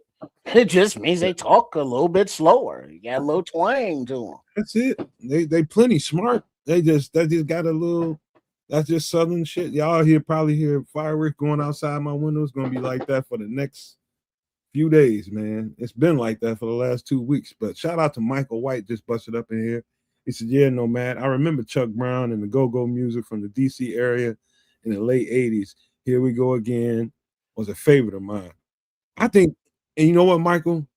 Thank you for coming up in here and making circling me back to that, because DC and the go-go scene is probably, besides that and that music down in New Orleans, probably the most underrated music in the culture, and some of the toughest music in the culture. You know, you got to have a certain taste for certain kind of instruments, and you, like me, I love drums, I love horns. So either one of those musics definitely, it meshes with me. So yeah, he's right, man. That's some of that shit. Chuck Brown, man, dog, it's some dope ass music down there. But I mean, when I hear go-go, the first thing that comes to mind is when I was on campus at Norfolk State University, Norfolk, Virginia. You know, checking them out on the weekend, and we was at a party, and they played, you know, "Let Me Clear My Throat." DJ Cool, come on, son. People lost their shit. But then outside of the East Coast, I think the most popular go-go song would be from the Spike Lee movie, School Days. But Oh yeah, that was the introduction to the world to go-go music through that movie. I think, unless I'm mistaken, it might have been some other movie that did it, but from what I know, that was probably the introduction, go-go's introduction to the world. And you know, so you know, they thank Spike Lee for that, because that was a nice music placement, and that song was dope. You know, hey, sexy, I want your butt, hey, do I in the butt? And You know what I'm probably saying? Well, you know the song. Let DC people tell you that's the most commercial go-go you can imagine. Well, it is, I'm sure. A. Marie, one thing. Hey, you know what, Jamal? I gotta say this, bro. The minute I heard A. Marie, I was smitten by that song. Da da da da da. It's all go da da da da da. You know what happened? This finna get controversial, bro. Beyonce's whole stardom explosion came off of A. Marie and that go-go shit. No, you didn't. Yes, I did. Oh, you went there. Oh, you saying that Solar style. that Queen Bee, you know, her whole all steez was bitten. All that was A. Marie. Oh, look at her stage performance, and listen to some of the music that made her popular. It's all A. Marie. It's everything. It's A. Marie. Jamal said, "Tell it." He know I ain't lying. She hijacked A. Marie. A. Marie doesn't have.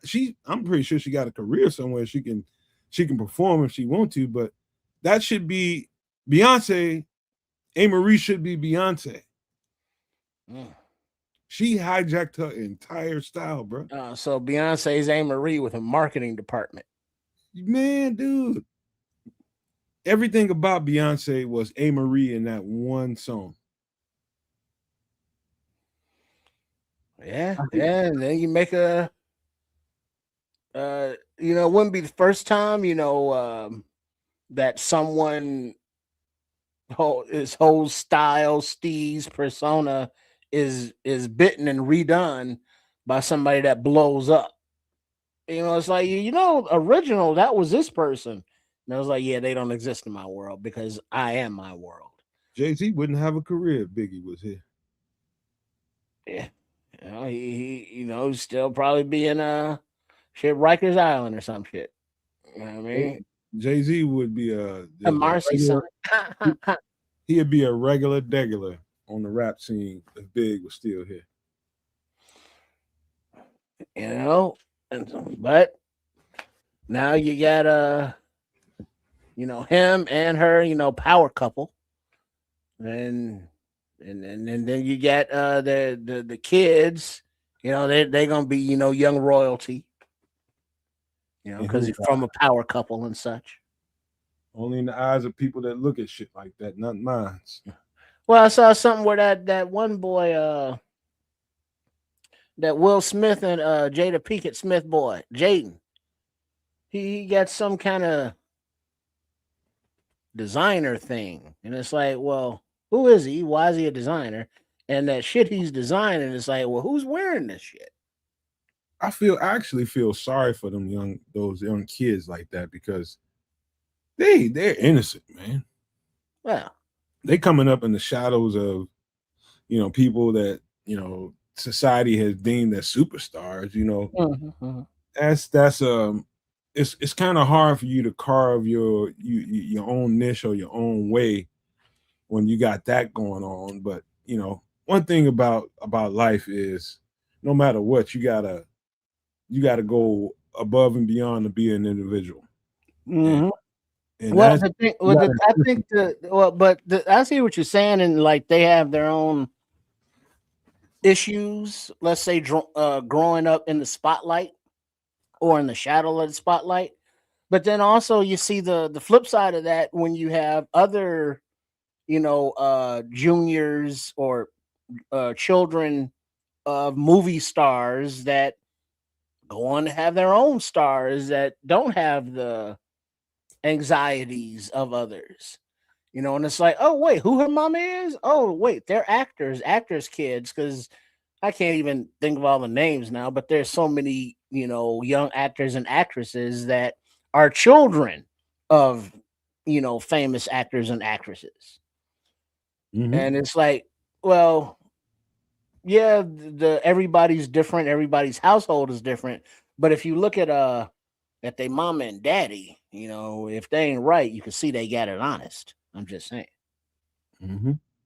Look at Michael White. He says, "I appreciate that, Nomad. It's an underrated form of music. While rap held the coast of America's attention, house and go-go are rising like a phoenix from the past." I'm telling you, he's right. Hmm. That's how Well, things go. It's going full circle right now. well, I didn't realize how. I mean, being there when house was originated, that it like Tyree Cooper and Farley and Frankie Knuckles, you know, went to Germany and Italy and all overseas, and people love house music over there, like to this day. Hmm. And it's still on the underground tip more so in the city, even though everybody knows it. You're downtown, midday at a lunch concert, and you throw on some house music, you're gonna get a square of people jacking it up, during a lunch hour. Everybody knows it, but outside of the city, I didn't realize that it was more of an international thing and not just local. I got to say this, Trips, and this is for you, Michael. All you have to do is listen to the intros of Nomad at Night. I guess you can call it some extra sauce. Ain't really hip hop influence, but Feed the Bears. You listen to that intro, and that's you guys' first taste into what I like to produce. The kind of music I like to produce. My heart and soul is hip hop, but let me tell you something. To be conscious is to understand the moment, and to be able to understand the moment, you have to be different. You have to read. You have to feel. You have to have instincts, and my instincts tell me. And by the way, I've been producing music, and I've been producing a ton of it. I've been getting slivers of hip hop here and there. You know why? Because the collective consciousness is tired of that fucking sound, and they're tired of what it's doing to our communities, our culture. That hip hop sound out there, that cookie cutter ass, weak, violent ass, put on us culture, and that sound that is destroying my conscience is hardly letting me even go there. And the other stuff that's coming out of me is a lot of what Michael was talking about. It's a lot of house, go-go sound and stuff, a lot of mid-tempo R&B stuff that changes the frequency. And the more and more I look out there, the more and more I realize I'm definitely in tune with what we need to be doing. That's just not, we gotta change the frequency. And music has always been the guideline for whatever society is going to be.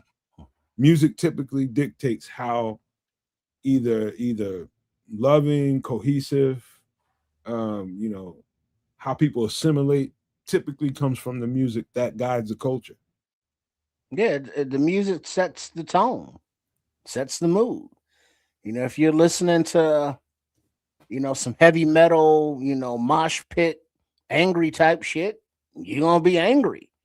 You listening to some Sade, some Anita Baker, you're gonna feel a little certain way, a little soft, a little gentle touch, you know what I'm saying? Or maybe you want a little mix of some hip hop and some softness.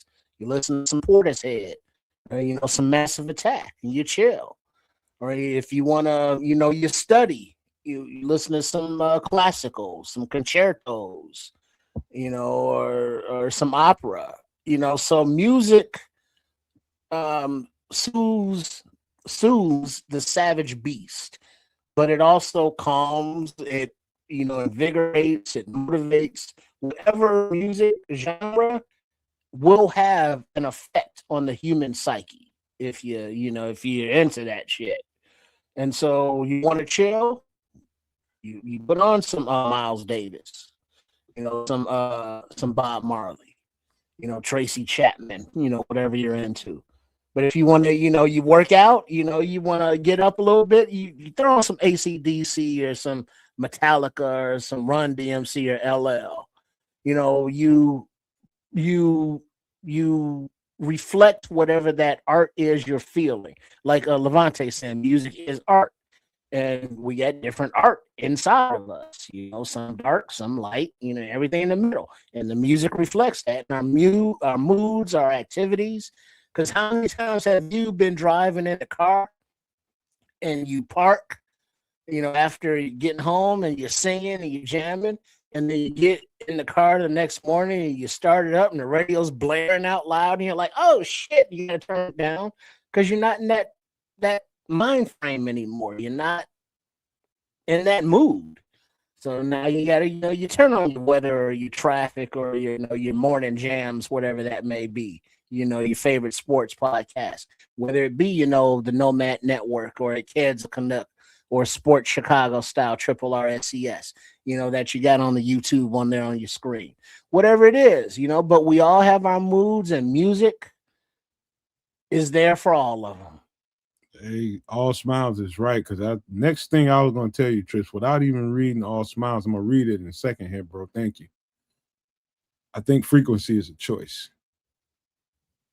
I think frequency is a space that you have to tap into. You have to choose to go there. I think it's all around you, but you have to choose to align yourself with it and go there. Instead of, there's always an alternative, some darker, some, more destructive frequency that you can choose. But I'm gonna read his point. All Smile says the same boiling water that makes eggs hard will make a potato soft. You are in control. Dead ass right. I can't think of another way to say that better. That's dead ass right. That's why I say it's choice. You have to choose to enter that frequency or let that frequency into you. But if you keep choosing every day to all the time to go to that dark place or that, that damaging frequency, just know that's you open up that box and allowing that. It's up to you. Change the station. Or if you can't change it, turn down the volume. I don't even listen to music much no more, because when I do listen to it, trust me, the frequency is great. The stuff that people are putting out right now, I have no desire to listen to it. None whatsoever. Yeah, and same. And unless I'm someplace, where I don't control the music, in a waiting room or someplace or in the store or, riding in the Uber and somebody's playing something. I don't know the new music because I have no reason to listen to it. I don't listen to the radio and at home. I listen to what is it, Amazon Music or something like of an artist playlist or genre. So it's like I'm good with my music, and when I hear something new, and it's like, yeah, this is new because it has that sound, and it's like, yeah, I don't like this, and it's just something that is like, all right, if you hear something new and you like it, cool, because that's the beauty of music. Something new is always coming out. And so it's like you got your comfort zone, which is usually, your formative years, like your high school era, whatever you were coming up to at that time is usually your jams. And then when you came of age, like in your college era or, that time, that music takes you back to that time. And then that's plenty to listen to on a loop. You got your oldies, that you grew up listening to, but like the new shit, you can get by without it. Trips, it's like this. I've always said this, and I believe music is universal. When I say universal, I mean that broad communication. If you had to transmit some music to, let's just start here, to the other side of the world, people that you hope are listening to, you get to transmit this music over here. It's just almost like throwing a note to the other side of the world, hoping that some people over there, if there are people over there, would hear it. And you're sending it in tones and music, rhythm. Would it be some damaging stuff or would it be some very inviting things? Mm-hmm. You got to think about it that way. And those people that's receiving that, just like, okay, I just heard from the other side of the world, and this is what they send me. I don't know what it is, but it sounds good. Should we make our way there? Mm-hmm. You know what I mean? Simply that. Let's just take it out a notch here, and let's just say you got to transmit that out into space to some other realm or region of the universe. For the first time, they get to hear what we sound like on Earth. What would you want us to sound like? Do you want to hear a boop beep boop boop boop, or more like a trip? I'm a thug. Yeah, I mean it's What's the that message simple. you want to put out there? It's that simple. It's that simple. Right now, the frequency in the hip hop culture right now is extremely harmful and it's intentional. I don't care what nobody says. It's very intentional. Mm-hmm. The people that are placed in positions to be influential, that's very intentional. It's intentionally effing us around.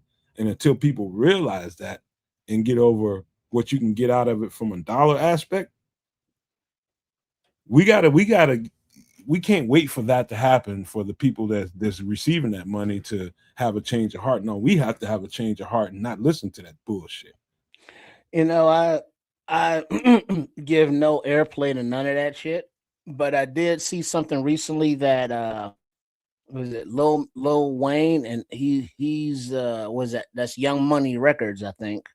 I don't know none of their music, but I saw that one of the football agents, the agent of Travis Hunter, and I guess some other players, are joining under Young Money under a agency umbrella.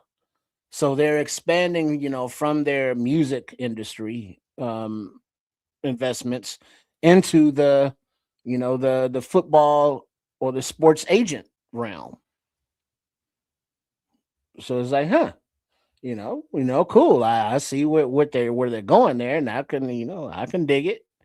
I still don't listen to none of their music, and I don't know if I would, recommend their sports agency. even though I know nothing about it. But if it's affiliated, probably not. Yeah, I'm just done with the big name people out there because most of them pretty much tasted forbidden fruit. I don't care how they morph into what, they tasted the forbidden fruit, and you can't trust them no more. But that's the I don't, what's going on with Coach T, Mike. If you don't want to tell me live, you can let me know. And that's the email right there. Oh yeah, what's going on with Coach T? Because Yeah, I last know. I heard he was coaching. Yeah, I ain't been on Twitter, so I don't know. Usually, that's how I keep up with Coach. Yeah, But he I don't think he's very active, but he was back coaching. You know, he was deep into that. and I was loving that shit for him because that's really where his heart is at. You know, fooling and fussing with people on, doing these podcasts is hard to do, man, when you got football X's and O's in you like I do, and he does. I just found a good happy medium. Hopefully, Michael, you got this email down. Let me know if you want me to put it back up.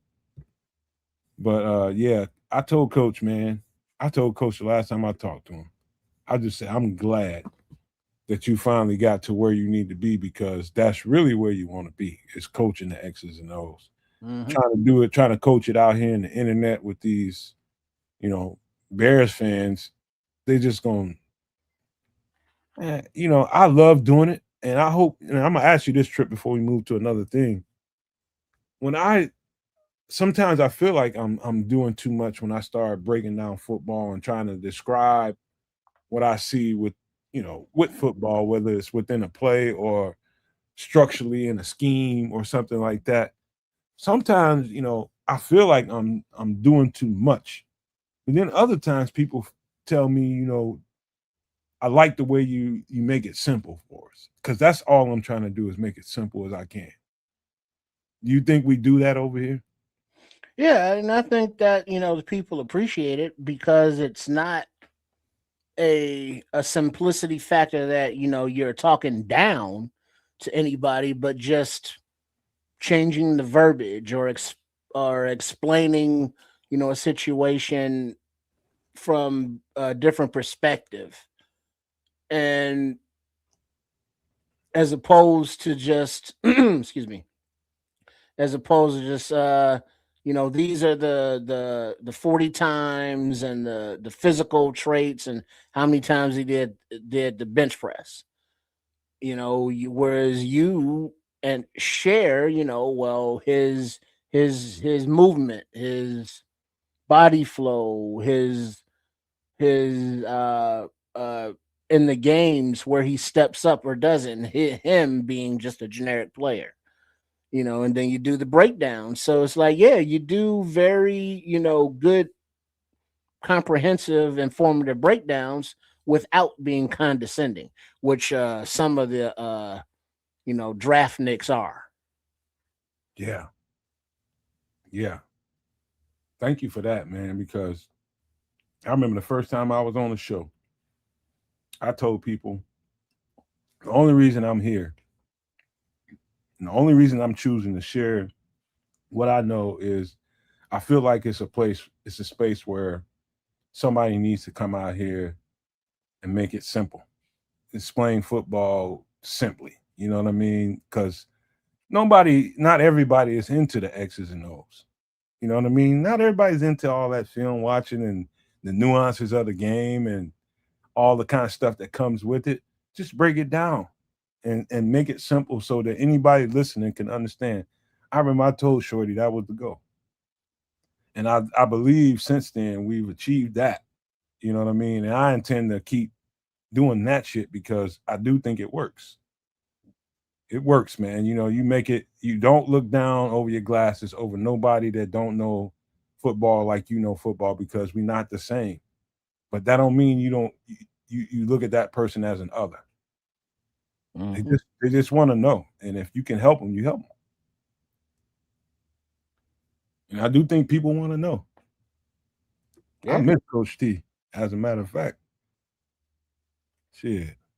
He helped me not have to do so much explaining because he did it so well. Shit, I missed that motherfucker. Shit. But I know where he's at. He'd rather be out there with a headphone on, guiding young people. That's what he wants to do. The main thing being young people. He likes to mold young people, which I did that for far too long, and it's time for me to focus on myself now. So, all right, we need to get into some other stuff. Being football. What up, Scrolls? Red Baron, what up? Hey, email me with that information, man. I'll holler at Coach T. I might have his number. I don't know, but I'll holler at him. Give me his email address just in case I don't, please. But let's get into some football. Let's start off with the Bears. Too bad Kedz ain't here for this one. I think he might enjoy. So shout out to Chat Sports and Harrison Graham. Pick this one up. So this is Paris Johnson on the right hand side of the screen. He is he got drafted the same time as Darnell Wright. Paris Johnson is a left tackle. Darnell Wright's a right tackle. But Paris Johnson is asking for $40 million. God damn. Yeah. And what people seem to be worried about is how much Darnell Wright might have to ask for. I'm going to just start off right from the top. Number one, I watched these two guys immensely. I watched a lot of tape of both of these guys. And I'm telling you, not just because he's a Chicago Bear, but I thought from watching both of these guys' tape, Darnell Wright's a better football player. He's more dominant. Now, Paris Johnson is a little bit more athletic. And I'm going to tell you, that should translate to a better run blocking offensive tackle, but it doesn't. Darnell Wright's a much better run blocking offensive tackle. If people might argue that Paris Johnson is a better pass protector, I would argue that. I'll be one of those people that argue that. I think they're somewhere in the same neighborhood. But overall, I think Darnell Wright's a better football player. And this guy's asking for $40 million. Reverberations of that trip could be, I don't know. Well, I mean, he could ask for $40 million. That don't mean he's getting $40 million. That's true. You know, so even let's say what up, FFG? What up, FFG? But let's say they are comparable. Just being on the left side, don't they make more than right tackles? That used to be the case. I don't know if that's so much the case no more. All right, so possibly I think I heard like 25 million a year was like a price, or not a price, but a number put on for Darnell Wright. But shit, 40? Damn. Hell no. If he don't get 30+ million a year, it's a shame. Well, what's the see? This is where Kedz needs to be here. Because how much I don't know how much tackles make. Is it 30 million? Is that high now? The top tackle is anywhere between 28 and 31. It's always got to be the next guy up that expands the market. So 35, 40 would be pushing a little bit, but 35 would be like, I guess, the new high possibly. I think you bid high and you land somewhere in between. Yeah, so whatever that number is, I think Ryan Poles has already stated that that's one of the priorities, or Ben Johnson, one of them, one of the priorities of the offseason is to address Darnell Wright's re-signing. Wait a minute, who the hell you hear say something about 25 million? I don't know. It was someplace I couldn't tell you where, but that was just kind of like, probably about 25 million is the going rate that he'll get at right tackle. We're seeing FFG saying Paris can't play in the cold. Just because he played at Texas and he's playing in Arizona and inside. Now that's why he's saying that. You might be right. You might be right, FFG. I'm going ahead. I'm gonna take that. But you know, I can't stand when people slight somebody like that.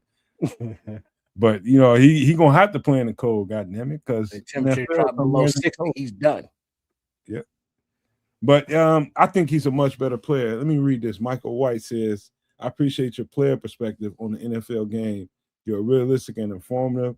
I'll be with you the upcoming season, especially a few days after the game. That's what I'm talking about, man. Come on back, bro. Come on back. Because we never, you know, we gonna always bring the right perspective to each and every ounce of a game and the season and players, and we gonna break it down the right way. That's one thing we take pride in doing over here, is giving you a breakdown and having an understanding of all this stuff in a way that ain't trying to get clicks and views, man. I don't care about none of that no more. That used to be a thing with me. I don't give a shit no more. I'm just talking about giving the people what they come looking for, and that's information.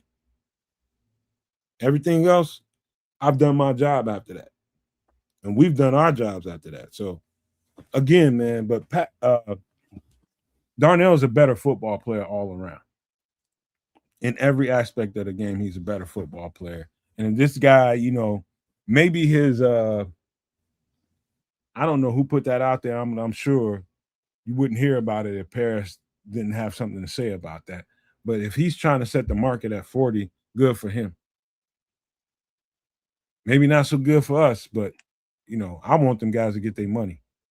Yeah, and you're gonna have to pay the guys that have earned it and that are worth it. And the going rate is what the going rate is. You may not like it. Well, guess what? You don't have to like it because that's what the going rate is. And I'm sure that the money people there in Hallis Hall, get the spreadsheets all, laid out for their future finances, and that Darnell Wright is, one of the players they want to take care of. Now, FFU saying Wright's still on a rookie deal for 2 years. No, here's a problem with that, FFG. I'm gonna tell you the problem with that is, number one, I think you already waited a little too long, but I think this is where he needs to be. He's already made all pro. So the dollar value just went up just by that. So you wait next year, 35 million. Yeah. Or 45 so million. You want to tackle this bear right now. Right now, as fast as you can, get this wrestled down to the ground and handled. Because where his trajectory is going, you ain't gonna want to go, you ain't gonna want to meet that. I'm just telling you right now. Let's just say we take off next year and he's a major, like he was this year, a major piece of it, and which looks, why wouldn't he be? You think you got a problem now, you're gonna have a big ass problem by the end of this year. You wrestle this bear to the ground and get this thing done. Agreed or disagreed, Trip? Oh yeah, I think he's earned, the any benefit of the doubt to say, well, he needs to prove it another year. It's like, no, he doesn't. Nope. We see who he is, and he's, he's the embodiment of what Ryan Poles wants, as far as his toughness, as far as his love for football. He fits what Ben Johnson wants as far as his athletic ability in the run and the pass. He's an ascending talent, and we need those. So you get him, extended now at, let's just say 30 million, whatever the number is, as opposed to waiting, another year. And now it's like, well, now 140 million, because we want him to keep ascending as a player, and he's still young enough that he would keep doing that. But as he ascends, he's going to want more money.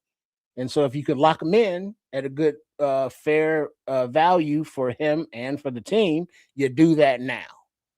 Because I think Darnell Wright is beyond the point of, well, is he our, right tackle, of the future going forward? And it's like, well, yeah. There's no doubt about it. One of the things I noticed when I was watching the Ben Johnson film when he was in Detroit, there was no question where most of the balls were going to be run at. that was on wherever Panay Sewell was. And he looks at Darnell Wright as that. And what you do when you start watching the film on the Bears last year, Ben Johnson's first year here, you start to see that develop. And overwhelmingly, when it came down to it, when the Bears had to have it, that ball went to the right side over there where Darnell and Jonah was at. He likes that combination because they just smother and shellac people, both of them. And Jonah might be the most unsung hero of the bunch. Jonah was a beast. Darnell was a beast.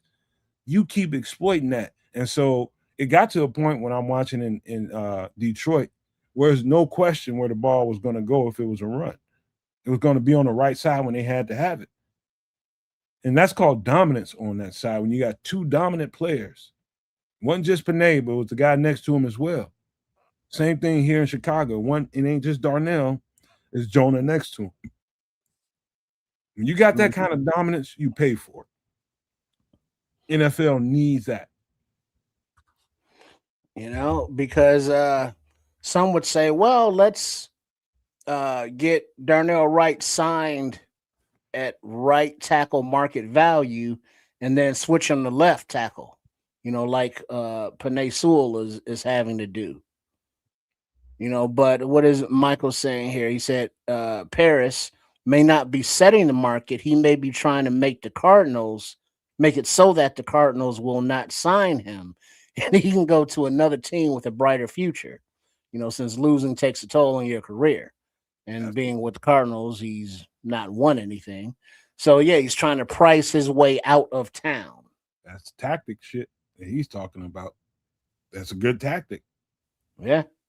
That's his agent. Is like, all right, here's what we're going to do. We're going to ask for $40 million and make all the Cardinals, be like, what? Get him out of here. Then we're going to get you to a winning franchise and get you like $32 million. It's a great tactic, and I can see because the Cardinals are going nowhere real fucking fast. Man. That's just the honest to God truth. They ain't going nowhere real fast, bro. And they got a lot of running backs.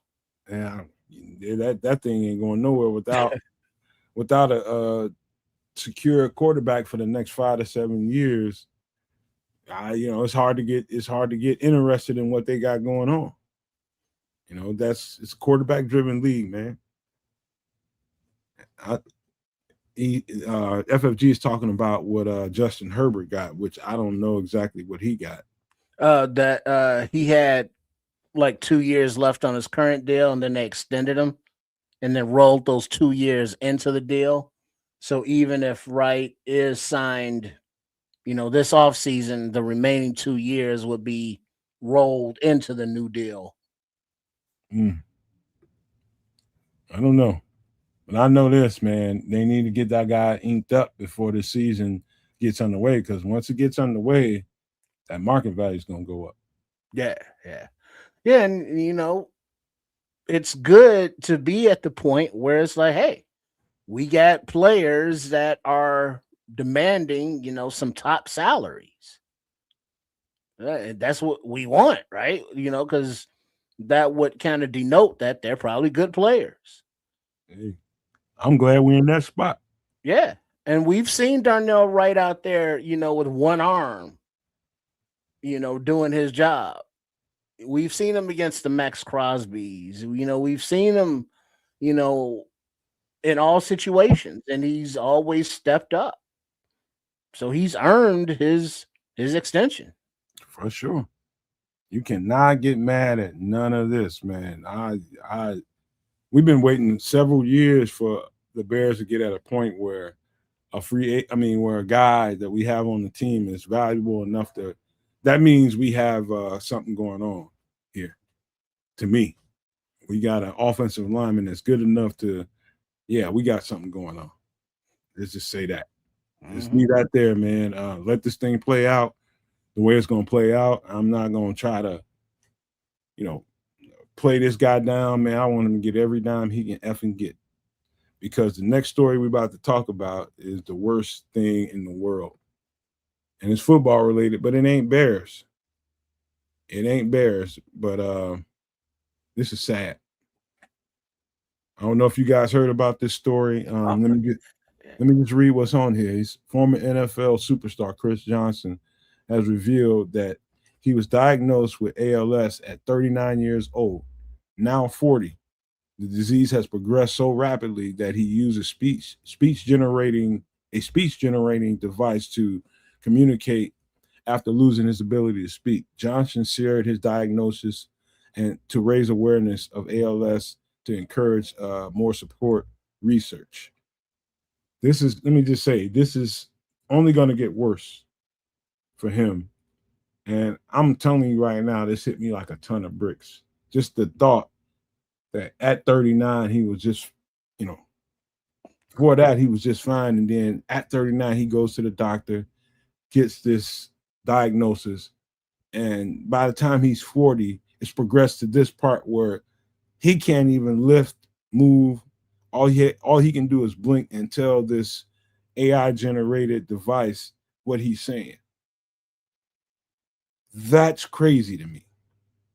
Number one. Number two, shout out to Chris Johnson and his family. And Lord, I support it.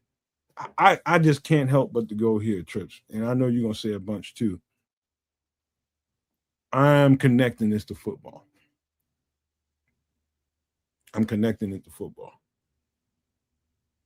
And some of the things that happen during a football player's career, and the fact that football players don't have health insurance post their career or during their career really is a travesty of Mount Everest proportions.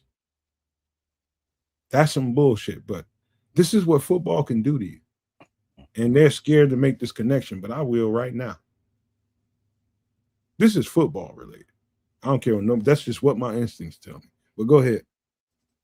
Yeah, shout out to CJ2K, as AC reminds us of his nickname. But, on the front of this is football related and the player's health insurance or lack thereof, I go back to the playing surface. The World Cup is playing in NFL stadiums, and part of the World Cup is natural grass surfaces. And players around the league are like, man, how come we can't get that? And as we see the number of games go up, international travel go up, the rate of amount of games within, a week go up. You got to play 2 games in like 4 or 5 days, these players. And it's like, well, what the is your players union doing that you can't get health coverage, that you can't get grass fields, that you can't do anything except acquiesce to the owners? Now that's that part of it. Now, as far as Chris Johnson personally, it's like, man, that dude, I mean, it's just so fast. He was all good a year ago, as Biggie said, but now he can't.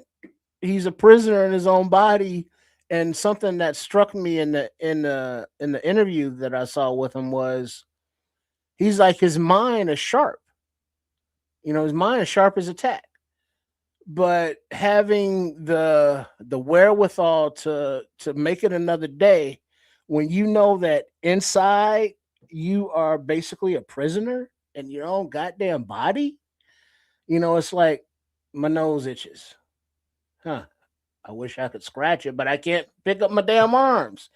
I want to do something, but I can't because I can't. And now he has to have 24-hour care.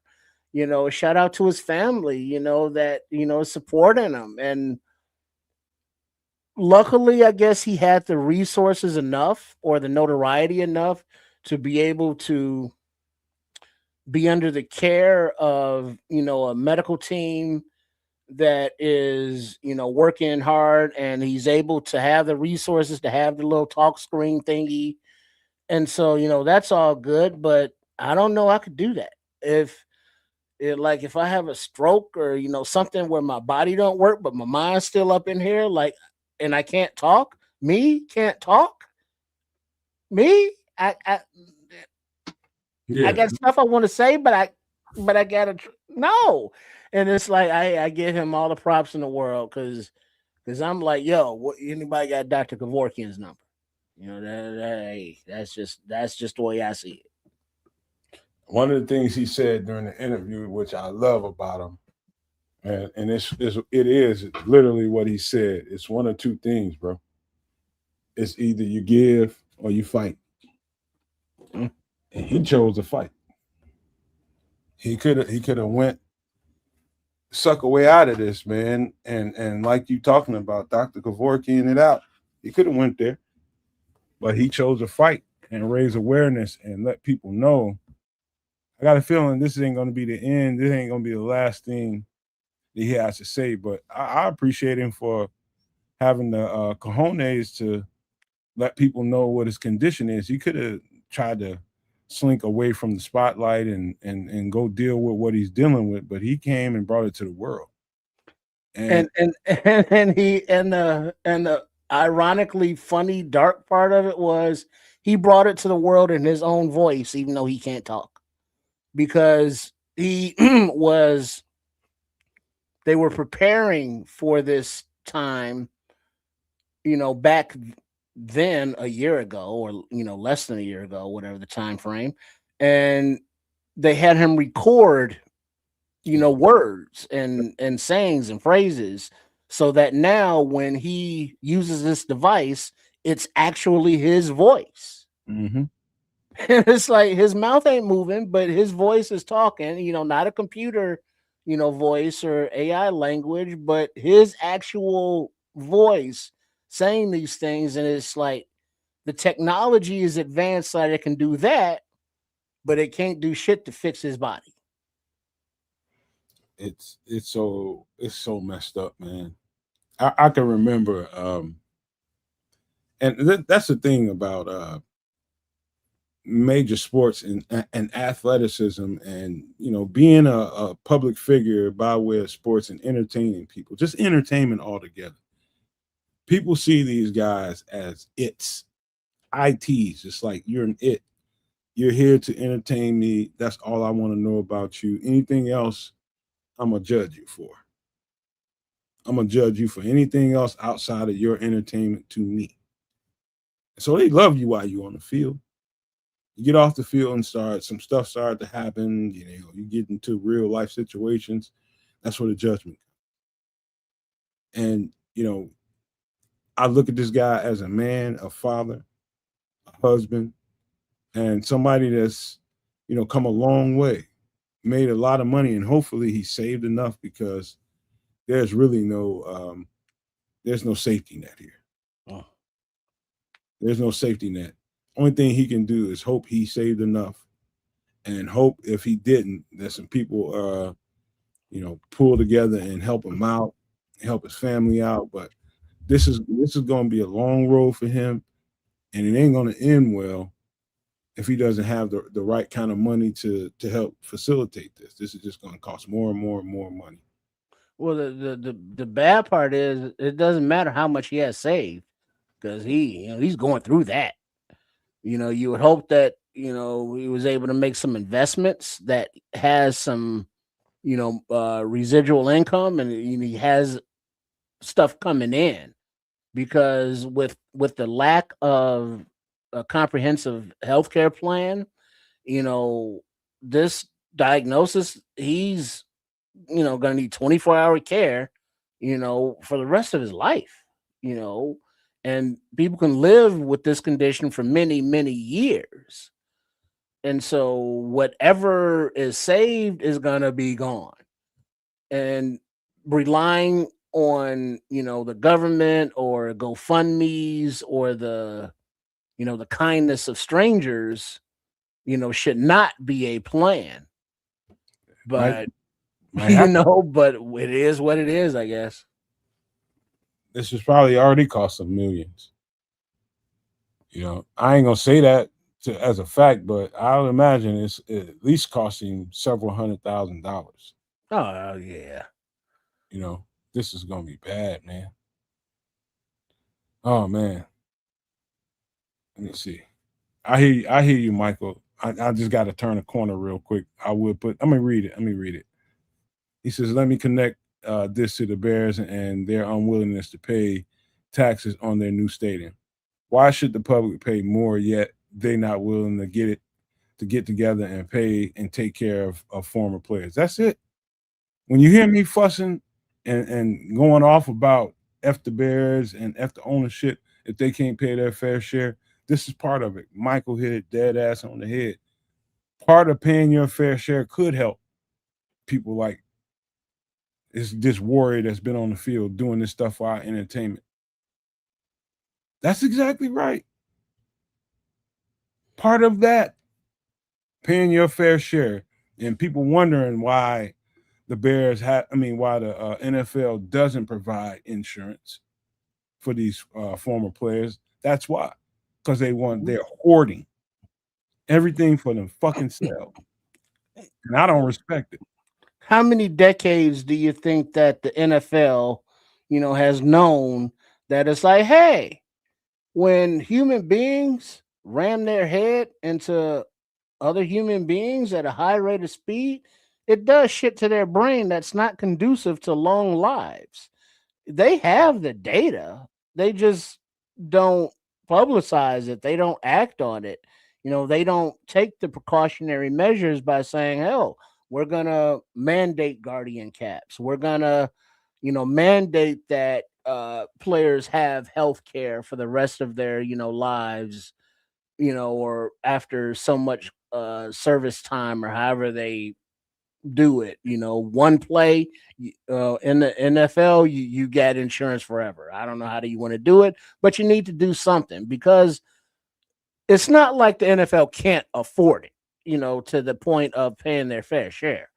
When you make billions in profit, there's room for further investment.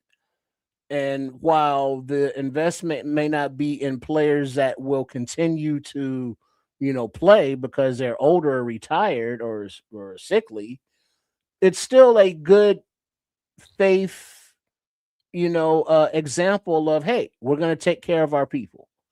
So if you play football, if you have some health stuff, you don't have to worry about doctors and none of that because we got you. They can do that. They just don't. And that's another thing with the players union. And it's like, well, why the hell y'all got a union and they don't do shit? I mean, because you can't get grass, you can't get days off in between games, you can't get this, you can't get that, but you can get your ass out there on the field and play. When you have uh still conditions of concussion from a few weeks ago. How many fingers I got up? 2, you get your ass out there. Every team will still do that. And we as fans, it's like, well, he got hurt 2 weeks ago. Why can't he get back out there? Well, he's obviously not ready. And so during the heat of the season, we as fans also will put pressure on players to get out there. The players are putting pressure on themselves to get out there. The teams are putting pressure on them to get out there. So everybody's putting pressure on these players, but nobody's helping alleviate it. And then we see stories like Chris Johnson and all the other players that have succumbed to head issues. The family of Alton Smith, recently passed. They are sending his brain, to be studied. So there's plenty of evidence that a lot of these neurological issues are from playing football, but football is not doing nothing about it. And that's the fucked up part. And yet players still play and we still watch. Here's what my brain is telling me. There's part of me that wants to boycott the game altogether when I see stuff like this, and for a couple reasons. There's not. I think the problem is we need to stop waiting and waiting and waiting for the NFL ownership, the owners, the 32 owners in the NFL, to have a conscience. That's the problem, is waiting for people without a conscience to have a conscience. They don't have one. Or we'd already be past this conversation. They don't have one. Their only instinct is to hoard not only wealth, money, hoard resources. And so that they are above the fray, and so that everybody else looks like an other. It's a billionaire's mindset. So long as they can stay above the fray, that's the only sensation they get, is so that they can look down on everybody else. They have no fucking intention to provide insurance to the NFL players. It's going to take the people that love the game, that pay for all this merchandise, go to all these games, pay all this wild money to enjoy these collisions and all the fanfare that comes with it, to say, violence. You know what? Damn this. Damn this. Keep this game. Whoever you can get to trot out on that field, you get to trot out on that field. But in the meantime, until you give these players the security that they need for banging into each other for your entertainment and for you to hoard all the money and resources, we ain't doing it no more. Because if you wait for the ownership to do it, it'll never happen. That's not who they are. That's not what they are.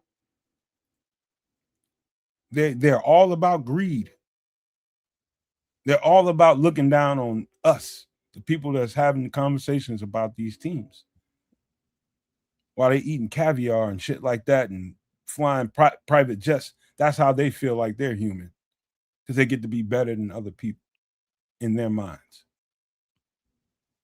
That's what it's going to come down to, man. This should not happen without an NFL response, not a Bears community or a Titans community or anybody else that's doing these things on the internet, without an NFL response. An NFL response, not no effing tweet. Prayers and wishes to Chris Johnson. No, we need action. That's what it's going to come down to. And if I have to disengage as a Bears content creator to help see that happen, trust and believe I will do that. But it can't just be a individual thing. It's like, he's got this media outcry. We'll take care of you, Chris Johnson. It's like, no, you got to do that for all the players. It's understood that as gladiators, that detriment to your health and body is a possibility, and probably highly likely. And that's understood. It's like you agree to play the game, you agree to take those risks. But they should be, looked out for health wise. And they're just not. And somebody was saying, I think that was Red Baron, that's on the players union, that. And it's like, yeah, it is. Because the players union has dozens and dozens of examples of former players who've, had their brain matter studied, and it's proven. It's like, yeah, CTE, concussion issues, our ALS, is that offshoot of these brain and issues and concussions and such. And if they can make those correlations, which they can, there's clear and present evidence. It's like, hey, insure that your players. My fault. But no, it's like, no, we're going to add 3 more games, and we're going to add a Tuesday night game after a Sunday game before a Friday game, and players have to play in all 3, and they have to travel to the other side of the goddamn planet to do it. Yep. I mean, that's what we're doing. It's bro, let me tell you something, man. And that was Scrolls, not FFG, that said that's on the players union. Here's the funny thing about that. Anybody that believes that somebody with only 32 guys that run the entire league, who picked the commissioner, let me be clear about that. They handpicked the commissioner to be the front-facing person on communications with the league. They picked that guy. He ain't just win that. No, they picked him. They handpicked him. You think it's any different for who's selected as the player union president or representative? If you think it's any difference than no, there's no difference, man. So the players union really they're toothless tigers. Well, didn't the players, the NFL players union, in the last few months had a change of their leadership, because the former president and his assistant or vice president were in collusion with the ownership some kind of way. Bingo. You know what I mean? So it's like, all right, this is the players' representation. You know, looking out for self with the owners against the players that they're representing. So, you know, I don't understand all the ins and out or the details of that, but I do know that that was like, yeah, they wouldn't having that no more. And so that their new rep hopefully has a better administration. But just the fairness factor of it all, you know, like, hey, you know, these young men are putting their bodies and lives on the line for our entertainment, for your profit. You know, at least take care of them. The NFL is literally the good old boy network. It's what it is. And you, in order for you to get along and to be able to make ends meet within it, you better get along with the good old boy network. Flat out. Oh, if I'm wrong, we would have no need for the Rooney Rule. None whatsoever, because there would be diversity within the ownership. There is none. And so with that being said, you know exactly what it is. Whether or not you want to admit that to yourself or not, that's what it is. That's what we cheer on every goddamn time we come on one of these podcasts. We're cheering on the good old boy network, having control and an arms, just knuckle tight grip on these guys that you see on the screen. This guy that you see on the screen should be getting taken care of by the NFL, period. But it's such a violent game, and they just try to mitigate their risk. Like, we can't do that for everybody that comes in. We won't make as much money. No, you won't make as much money, but you will make money. You're right. You still making a profit. Yeah, you're gonna make plenty of money, but you won't get all the fat cat dollars that you want. And so you will choose not to take care of these guys that ruin their bodies to entertain you and your fan base that you make all the money off of. F you. As a former player, man, I feel nothing but animus towards the NFL for this. Because I know this is where it stems from. But that's go ahead. Yeah, it's just, you know, it's like, come on, y'all. You know, can we do better? And I just hope that the new leadership of their union, whatever it is, you know, got a shit ton of lawyers looking at all of the, you know, the safety hazards and needs. And it's like, hey, if we went to natural grass fields, we can reduce the ACLs and MCLs, you know, injuries by X amount. You know, we can reduce the concussions from heads bouncing off the turf by X amount because it's actually natural grass and not some kind of foreign hard substance with concrete under it. So there are things that the NFL can do that the players union shouldn't have to force them to do, but I hope that they do at least force them to do. You know, the players union to do it. There's always, you know why always so much turnover there? Because there's always somebody there that gets in a position that has a conscience. And that's the guy they got to do away with. That's the guy they got to do away with. Oh, he feels for him too much. Time to move on to new leadership. That's just the bottom line. You know, but you would think that as the players union, they're electing their own representation. who has their best interest at heart. But for the last few presidents, it doesn't seem like that's the way. It seems like, the commissioner or the owners have influenced whoever those presidents are.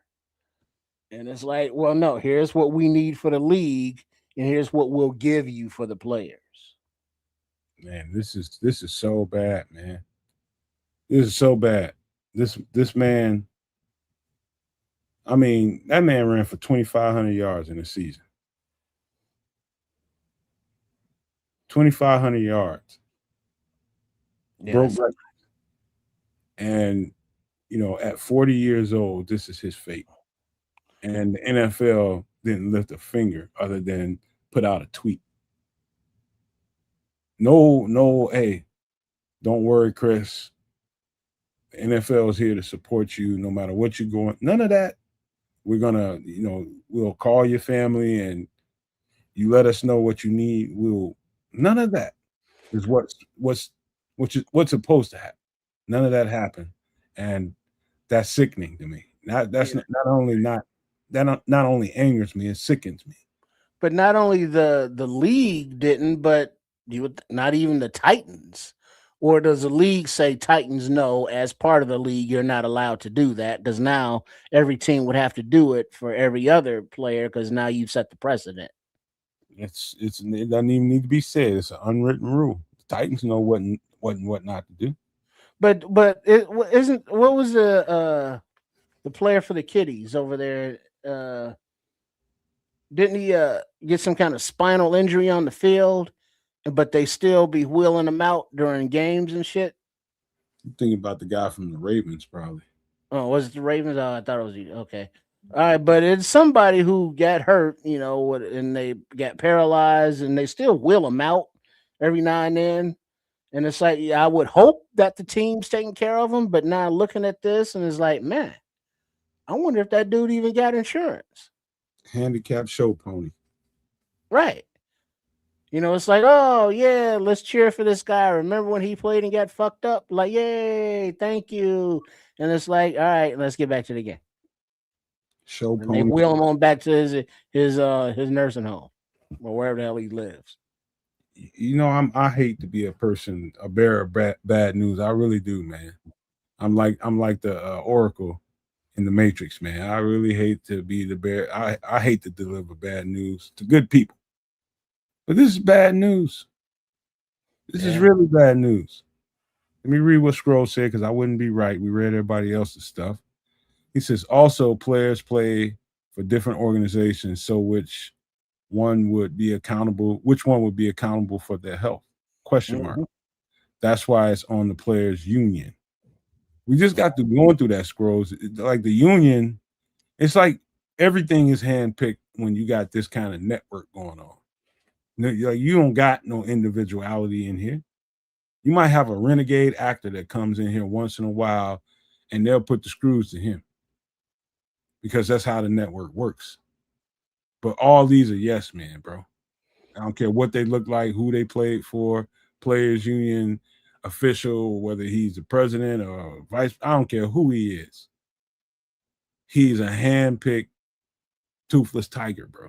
And so that's really neither here nor there, bro.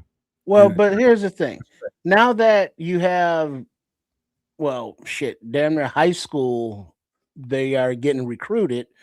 But, high school sports, has their team insurance, but players can get hurt in high school with, head injuries that don't show up till later. Or maybe that high school kid never plays football again, but still has issues.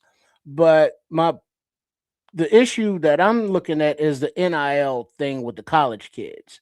Now, not every kid gets NIL money, whereas others gets millions. Is that fair? Well, that kid's better, so of course he's going to get the ads, he's going to get the money, whereas you're just a walk-on playing. Yeah, you don't get shit. But you all are practicing together, playing in games, and you're banging your head just like he's banging his head. Maybe he goes on pro, and if he doesn't and he has any issues, he's got a little money to fall back on. This other kid who has issues that doesn't go pro, never plays football again, has no coverage. There has to be some kind of way that all players, once you strap up, college, where they're getting paid, where some of them getting paid, there has to be some kind of coverage from then on. And on top of that, there has to be everybody has to get a little taste. You know what I mean? Because they're all out there playing the sport, having fun, but putting their bodies on the line. And yes, they're talented players that are getting millions, and some are getting nothing. But can the ones getting nothing get a few grand, get a couple stacks? You know what I'm saying? Get a little something while they, top guys get paid. And as a players union thing, can we just increase the roster by maybe a few spots to give guys some extra time off to heal or between games, or instead of 53-man, make it a 60-man roster? Is that really going to break you? I mean, so there are changes throughout that would be more inclusive and be more health conscious for players, but they ain't doing none of that shit. Trips, what's funny about what you just said, and I'm gonna put your comment up here in a second, Scrolls. What's funny about what you just said about I've been fighting about the numbers on the roster probably 5 to 7 years before you even met me.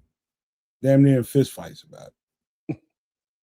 Some of the old school cats I'll be fooling around, hanging around with, they just like, man, they need to toughen up. They need to be able to manage their bodies and take, man, dude, what the fuck is you talking about, man? What are you talking about? Dog, they need more people.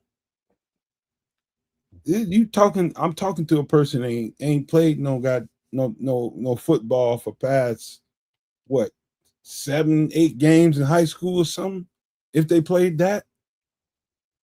Talking about 17, 18 up to 20, 21 games. They need more than 53 dudes. Yeah, it's just flat out. But that's a whole separate conversation that I wanna press that issue for real, Trips. Thank you for reminding me about that. mm-hmm. But getting to the Scrolls comment, he says, and he's just responding to me about the union, the players union. He says, I know I'm in a union and we deal with the same crap. Our steward run right back to the management every time. That's it in a nutshell, which is why we don't get no progress. So basically, they're just plants in there to get information and run back to the owners, and the owners decide from there. There's bad eggs within. Let's just say you get you elect a new president. This guy just come off the field. Let's just say Hayward from the Pittsburgh Steelers decide to retire next year after this season, and they elect him president tomorrow. I mean, right after he retires, I want Hayward, not Jason Hayward, but whatever his name is. I want him to be the president. Now he just wants to come in there and create change, right? And all his intentions are good. He wants to express to the NFL and its ownership that this is what we need. This is our list. We need this. Everybody else in that room is working against him. Everybody. And he just doesn't know it. And so he thinking he's making great progress. These people are listening to him. They agree, man, you know what? You're right, man. We need to do that. Put that on the table. Let me take it back to, and before you know it, he getting wrestled out of position because he cared too much. Same thing is going on in your union, Scrolls, unfortunately, which is why y'all end up at standstills and all unions. I think unions are good in this country. It's great. It's great because without that, they could not deal with corporate ownership in the way it needs to be done. They just run over everybody. Unions are one of the best things that ever happened. But even that can get gangster. That can get gangster as hell too, especially if people in power too long. But that's the way of the world right now in capitalism. You got stuff like this going on. But let me pull up something else. This is I would love to go to some better news, but this ain't better. Nah, just saying tackle Mike Utley. Yeah, that's what I was thinking about. is who Trips was thinking about. He's 61 years old now. Yeah. Yep. Right on with that one, Notch. Yeah. Mike Utley. Mm-hmm. All right, but we gotta change speeds a little bit, and because this conversation can go on forever. But we got other stuff to talk about that's even bigger than the NFL, man. Is we talking about the world here. And guess what? We got to start like this. Give me a second.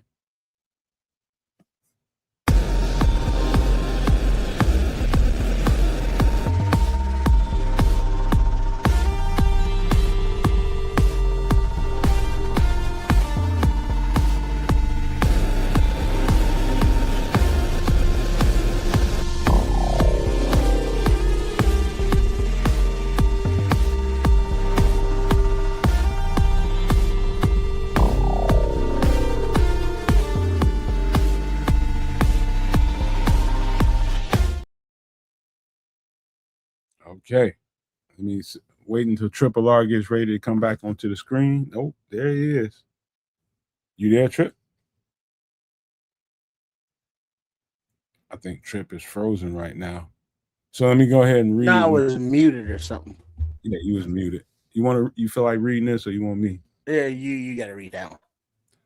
Okay, so I've been talking about for weeks that we're gonna reach critical mass by July 4th. We're talking about for not weeks but months that if we reach July 4th with this war in Iran and they haven't settled this oil issue, we're gonna have an issue. And I'm gonna break it down and give you critical mass as to why we got to this point. I remember saying this to kids that I had a date, and this is why. I'm gonna just read it off.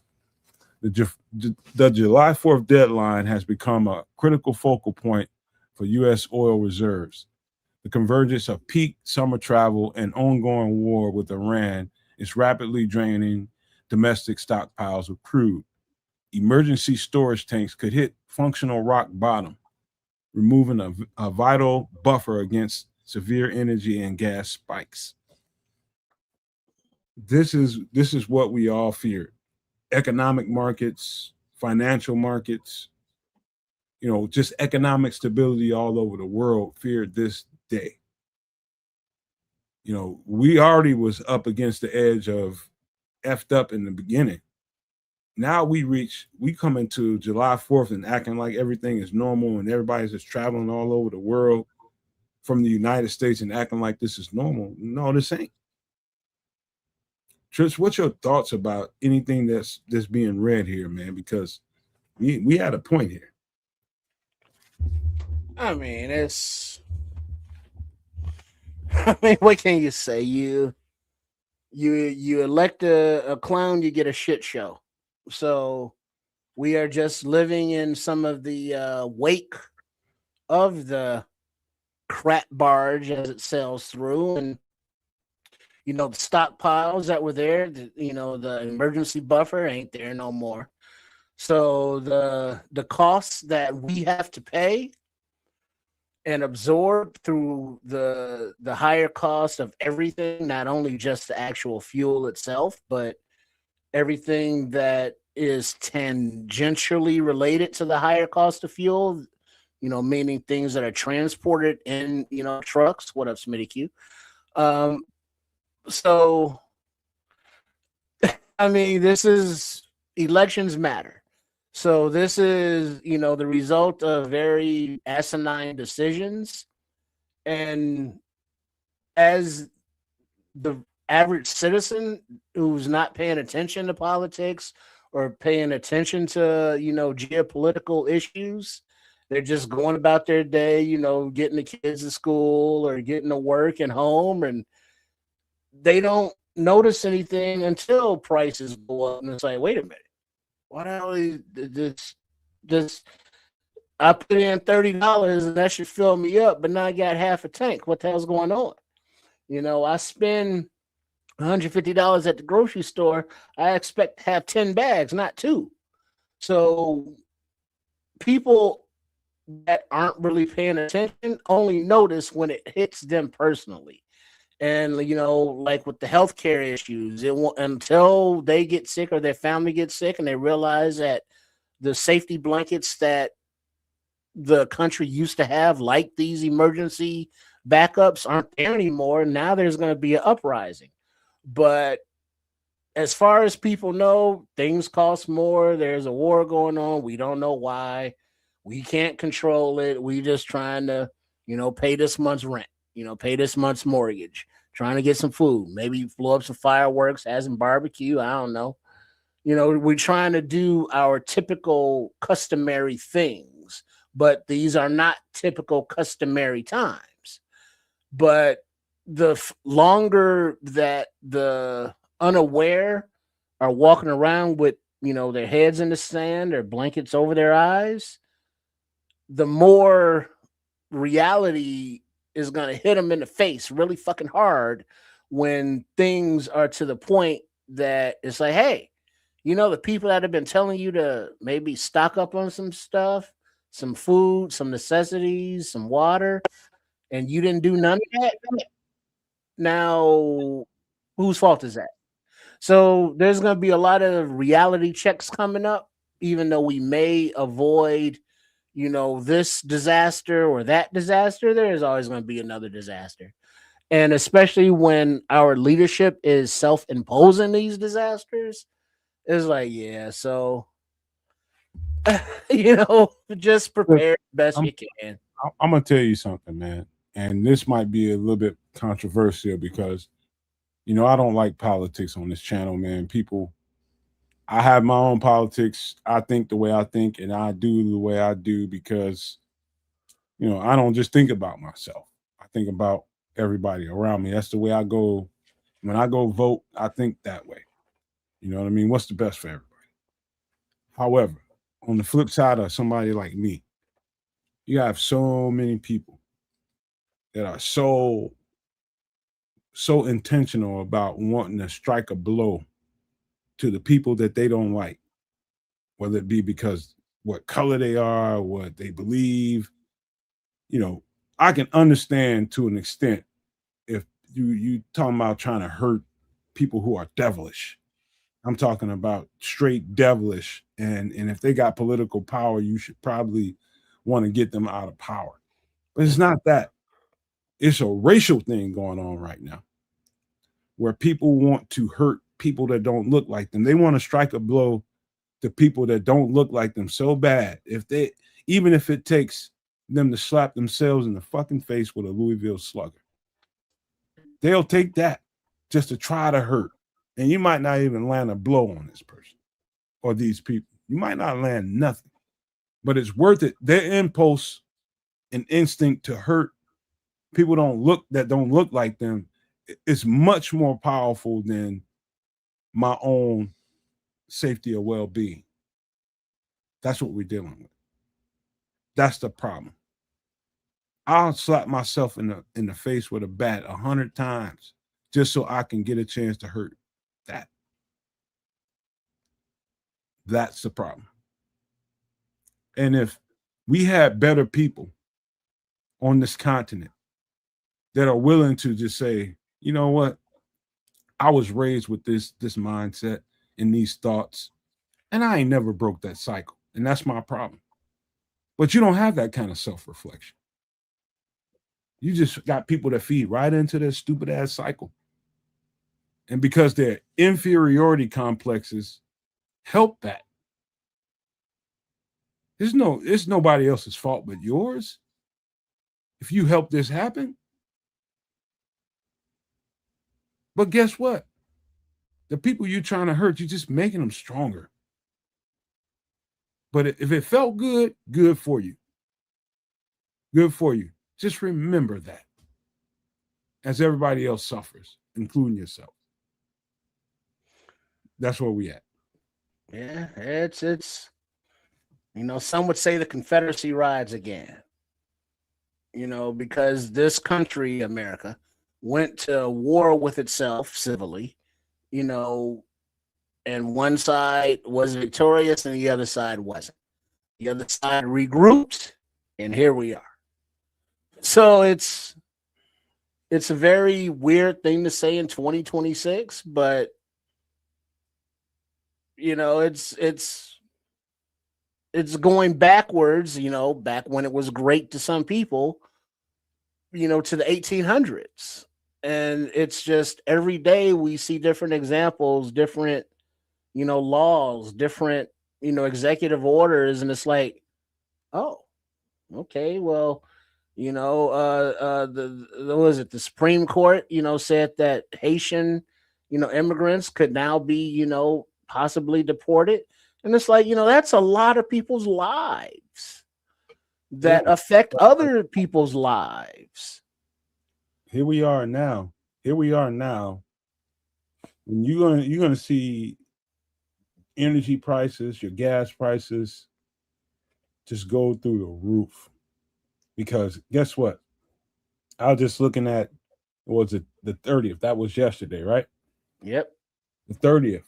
Oman, critical partner to the West for a long, long time, right there in the Middle East, right there next to, in the region of Iran, and strategic partner, broke ranks and decided they're going to make a deal with Iran to charge a fee or a toll to anybody coming through the Strait of Hormuz.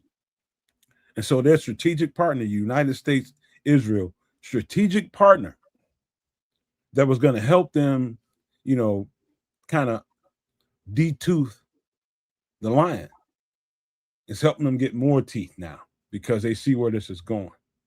There's no win situation for us here. It's a lose-lose situation. And the only thing you can do is mitigate the loss at this point. But the pride and the ego and the self, I mean, you gotta be a stupid MFer to even get in this position in the first place. This is easy to see.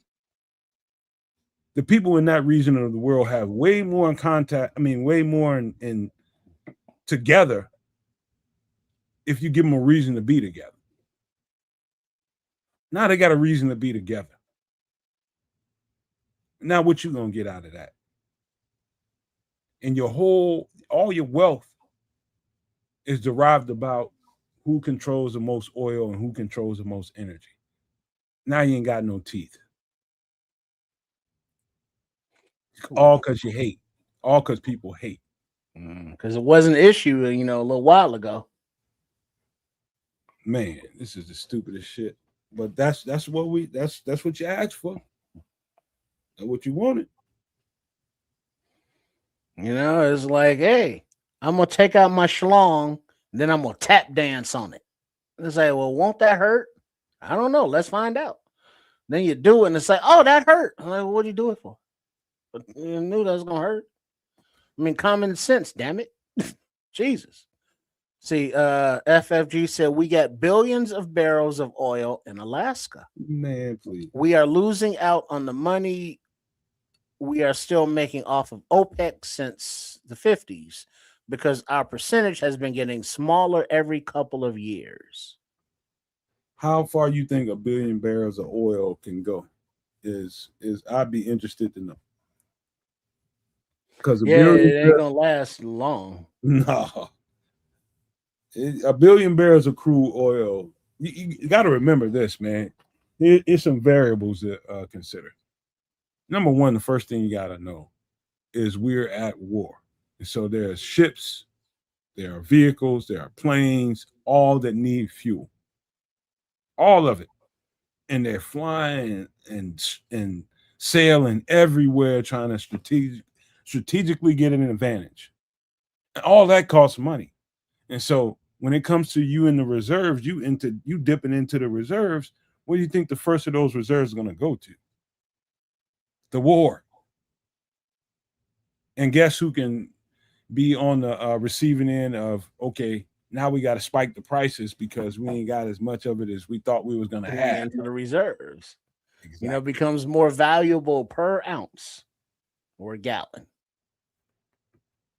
I mean, this is not even rocket science, man. This is stupidity, man. You know, so this is 2026 and we see where we are, and the younger generations looking like, hey, our future looks like really jacked up, and it's like, yeah, it does. Let's see, what is this? Michael saying, I hear you, Nomad, but oh, hold on, let me get my spectacles. I'll read it. He said, I'm I hear you, tripping. Nomad, but things look better in the future because of the younger generation. The growth will be uneven. Iran will charge a toll since the USA will not pay reparations. That's Yeah, all. it was free before, but now it's like, whatever.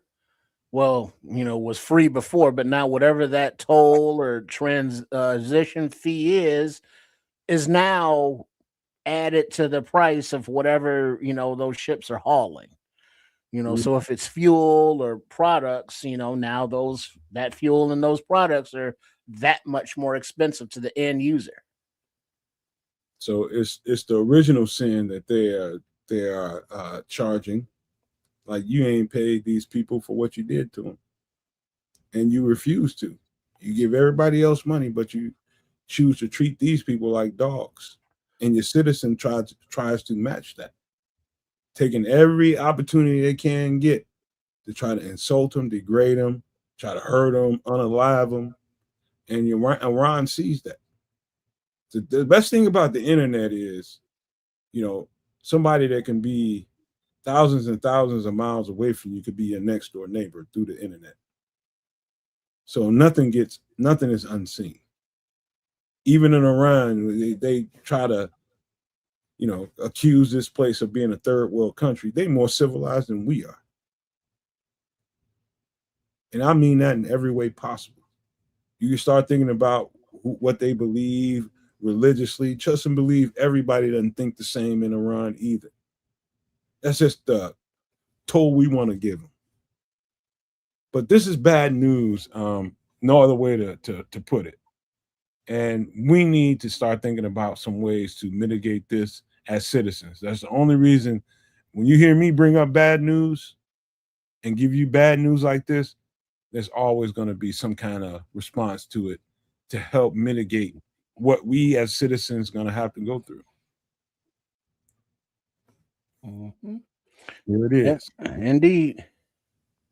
You can read this one if you want to, Trip. Oh yeah. Practical prep. Drive 10 miles per hour slower on the highway. 2. Find remote work if possible. 3. Combine errands to reduce mileage. 4. Carpool with coworkers and or neighbors. 5. Lower the thermostat or raise it. 6. Purchase an energy efficient vehicle. 7. Avoid unnecessary travel. Stay your ass at home. 8. Go and get an oil change on vehicles immediately. Let's start with the bottom. No, let's start with the top, because that's one way. If you gotta get on the road and you gotta drive, there's a certain way you can drive to save gas. If you got to do that, and if you're, and I think we are at critical mass where every time you got to go pull up that gas pump, I know it's hurting. I know it's hurting, and it's gonna get worse than what you've been seeing. And so you can drive a little bit slower. You don't have to be the fastest person on the highway and getting mad because somebody ain't moving fast enough around you. You need to slow your ass down and stop having road rage, number one, and stop being late for work. This is one way to help mitigate what you're about to go through. This is one way to do that. Find remote work if you can. Well, let's just stop there. How many trips have you is this even is there enough of this to go around so that people don't have to? I'll just say this. I think the world where people went to college and got a degree and found some administrative work, some office work, or whatever it was at some building, working in a cubicle, I think those days are over. What would you think about that, Trip? I think they should be, Are they? It's hard telling because there are a lot of decisions being made that aren't the best or most conducive to the human element of the resource aspect and more of the control factor. So, get back into the beehive and get into your little cubicles there. Whereas workers are more productive and more relaxed, working from home, as well as the benefits of not, having to utilize the gas or the public transportation, taking up space on those resources. If you can do the gig from the crib, do it from the crib. But businesses, are frowning on that for some reason, even though it would be better for their bottom lines. I don't know, Trips, how many executives you ever really been around to see how they go in the workplace. But let me tell you something about an executive that's in the workplace and you're somebody as an underling. Oh, they stomp and they make their presence known, even if they got a smile on their face. They let their presence be known. That's the only time, to your point, where I don't know how obsolete it is. The reason why it won't be so obsolete is because some of these people that are true demons, need the workplace so that they can feel, so that other people can feel their presence, so they can feel above everybody else. Control factor. Yeah, that Yep. You have some of that going on. control. And so I've been around some of those people, and I'm just going, it's just like, dude, I don't know how you got to this point and why you're some executive, but I know you ain't worth shit. Just by the way you're acting.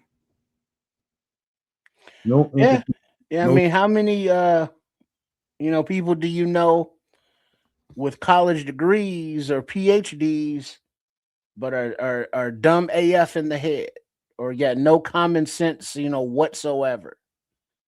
I know You they know, got, all I know is they got connections and parents that can pay for that kind of shit. right. They ain't You earned got it. the network. Yep. They ain't earned shit. And that's why, I don't like to, disparage kids and say, oh, you're just a Nepo baby. You ain't never did nothing with your life. You look at the new ownership of the Bulls, one of the Walmart grandkids, and it's like, this fucking guy, probably never worked a day in his life. Now he's like, I'll go buy a part of a professional basketball organization. But does that mean he knows anything about basketball? No. Does that mean he knows anything about anything? No. So just because somebody is a boss or owner or in management or your supervisor, that don't mean they know shit. That just mean they know somebody. And and I know we've all had those jobs where it's like, how the hell did this dude get this job? Or it's like, why is my regional manager such an idiot? And it's like, oh, he's the owner's nephew or stepson or some shit, or fraternity brother, or something like that. They did not attain that position through No, their hard work, no merit. none whatsoever. No merit. Not only that, it's an abomination, as a matter of fact. And that people have to and have suffered, great losses because some fool that had no skills, no knowledge, no nothing, walked in there one day and just messing up people's lives. And you got that going on all over the place, so much so that I don't think people realize how embedded that is in the society. Like it's there's probably every person in this chat right now, every person listening to the sound of my voice that's ran into that at least once in their lives. Mm-hmm. Shit, talking about that shit. I gotta go deal with that bullshit in the morning. Everybody. I don't think there's an exception here unless you've been somewhere on a farm and working for dad your whole life or some shit. I don't know. But there's no way you haven't gone into the world and run into a guy like that, unless you had one job your whole life. Even if you're an entrepreneur and work for yourself, sometimes you look in that mirror and be cussing yourself out. It's ridiculous, man. It's absolutely ridiculous. But the third thing, combine errands and reduce mileage. And I'm gonna leads me right to number 4. Carpool with coworkers and or neighbors. This is where this gets important. If you do have to get off location and go to a spot and go work for somebody, it's best to find out who those people are, where they live, and see if there's any kind of way you can carpool together. If you can, that's great. If you can't, you got to do what you got to do. But when it comes to reducing miles and trying to save some money in your neighborhood, if you can get with some of your neighbors and see when they go shopping and when they go start doing their moving around, if you guys can carpool together, let's just say this week, Caroline and Rick do it. Next week, Jason and Phyllis does it, whoever. But that's a good negotiation tactic right there to save some people some money. Would you agree with that, Trip? Oh yeah. If they're willing to, y'all go put a little something something on the gas, and you're cool enough, or cordial enough even. And then also map out your errands so that you're not backtracking back and forth. If you want to go to the farthest errand first and then work your way back, so when you're done, you're back closest to the house, or you want to work close and go far, and then you express route back. However you do it, you plan it so you're not burning excess fuel. With the ride sharing or carpooling, you do that, and then if you are doing the carpooling and you have a car and your neighbor has a car, alternate. And this week you ride with the neighbor, give them $20. Next week they ride with you, give you $20. Take turns. Um, Look so at yeah, Brian. there's ways of doing it. You just gotta, be creative. Look at Brian. He says, "Man, I hate doing ish like that." You know what? I do too, bro. Mhm. But I guess don't what? want We might be no reduced to that. strangers up in my car, up in my car sneezing and touching shit. We might be reduced to that. And then We you might, got to get in somebody else's car, and it's like, man, why your car look like it got bed bugs? yeah, I mean, we might be reduced to that. And if we want to make it, it's all about making it. And I hate it too, Brian, bro. You just like me. I don't want to have to depend on nobody else for nothing I got going on. Mhm. I know exactly the mindset. But in order to make it, it can get so astronomically hard for individuality to exist. You might have to, hey man, hey, when the next time you're going to hit Publix or some other grocery store, you might have to go there. Right? And then it's like, man, I know this is the dude with the car that looked like he got bed bugs, but I gotta get these groceries. Or just your neighbor's just annoying. You know what I mean? You don't like them. Right? You just there because they live there. It's like, why are you talking to me? Like they probably buttholes most of the time, and you can't stand them. Every time you go out there and go do something in your yard, here they come. Like, hey, get out my face, man. I'm just cutting my grass and shit, man. Get on with that bullshit now. But that goes to, like, we're number 4, but number 6, purchase an energy efficient vehicle. That could even, depending on your area, be a bicycle or a scooter E-bike, or e-bike. There you go. So you can pedal, but you ain't got to. e-bike. Even a moped. That's gas, but that's a whole lot less gas than a damn car. You know what I mean? And man, dude, there's so many ways to flex this, but e-bike is like dog. That is. I've been looking at them all week long. And I know that's not possible for everybody. There's a lot of people that have to drive a significant amount of cover enough ground to where e-bike is impossible. And Mhm. for those people, this is why I said purchase an energy efficient vehicle. Maybe deduce your problem to a smaller vehicle that can get you from A to B and ain't gonna cost you an arm and a leg and have you with a migraine headache because you don't know how the next check gonna look. And nowadays the energy efficient vehicles aren't just the little subcompact joints that us with a little more girth to them. What she said? Yeah, more girth. Yeah, that's what she said. Don't really fit in. They get the little SUV trucks. That are higher up. A little roomier. But there are vehicles out nowadays that are energy efficient, that are roomier inside, but most of them now are gonna be hybrid or electric. So you got to make sure you got the infrastructure for that, wherever you live, if that's a thing. But yeah, the efficiency is premium and paramount nowadays. You can't be having no gas guzzlers or nothing running around burning oil, which is number 6 or number 8. A lot of people gotta have their pickup trucks, man. A lot of people. But is it because they got to move some heifers off the back 40? They got That's some. ego shit. It's just ego shit. Let me read Brian Price. They hauling hay bales. What you need to pick up your truck for? It's just a vanity thing. Brian Price says right now, he says, right, my neighbor talks like Carol Burnett. Who the F wants Bro, everybody know that neighbor, man. Everybody know that neighbor. But guess what, B? You might have to deal with her just to mitigate some prices, man. Shit, or that neighbor that always smells like pee. Cat pee. It's like, oh Lord.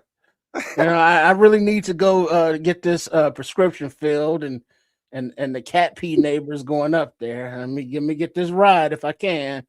Get back. You got cat hair all over your coat because all the cats in the hair in the car. It's like, why you got cat hair in your car? Bro, damn it!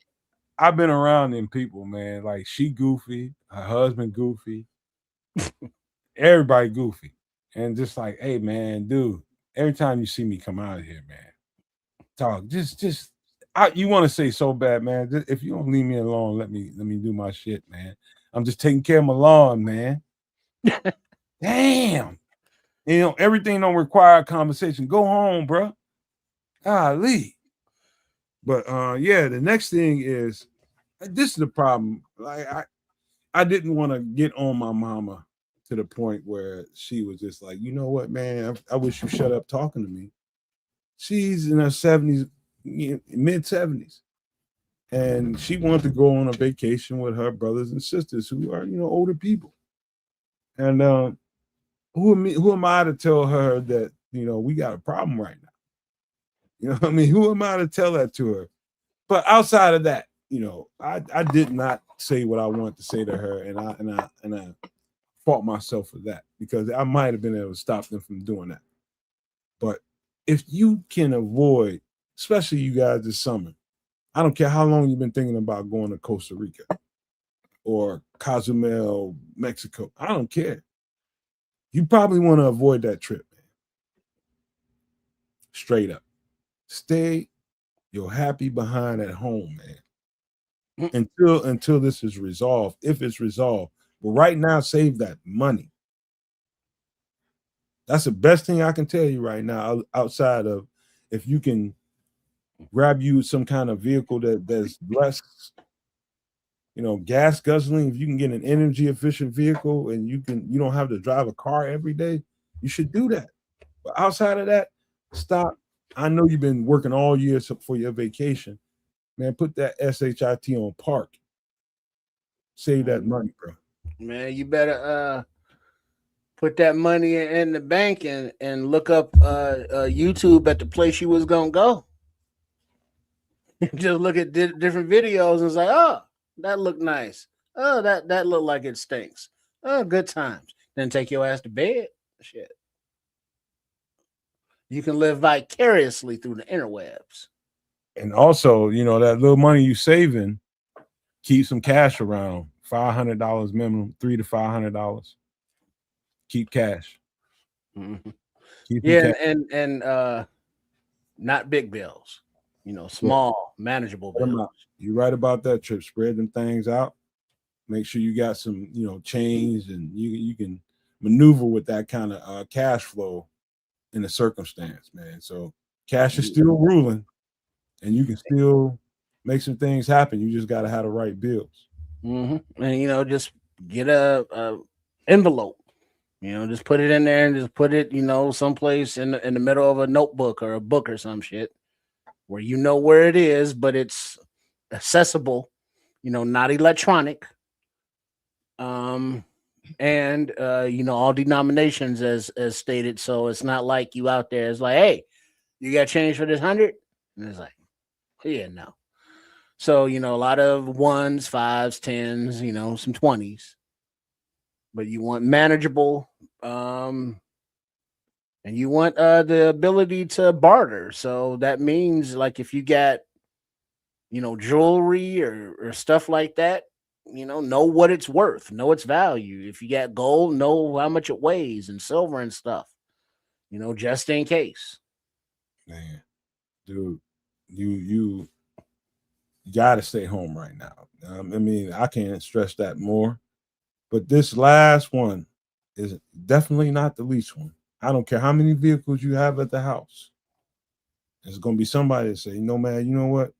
I just did mine 3 months ago. Damn it, take it on right on back and do it again." Oil change right now, immediately, for every one of your vehicles. Because I'm gonna tell you why. There ain't no telling when the next time you're gonna be able to get one. There ain't no telling when the next time you're gonna be able to get one. The next time you even think about going to get an oil change for your car, not only might the price be astronomical, you might have to get into a fist fight or something else just to get in that line and get your spot to get your oil change. If you're one of them people that has to commute for several miles to get to from A to B, you better be one of them people that's listening to what I'm saying to you right now.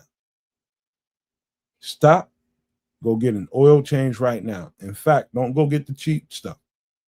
Go and get you some I forget what they call it right now, but I get it every time I get an oil change. Synthetic oil.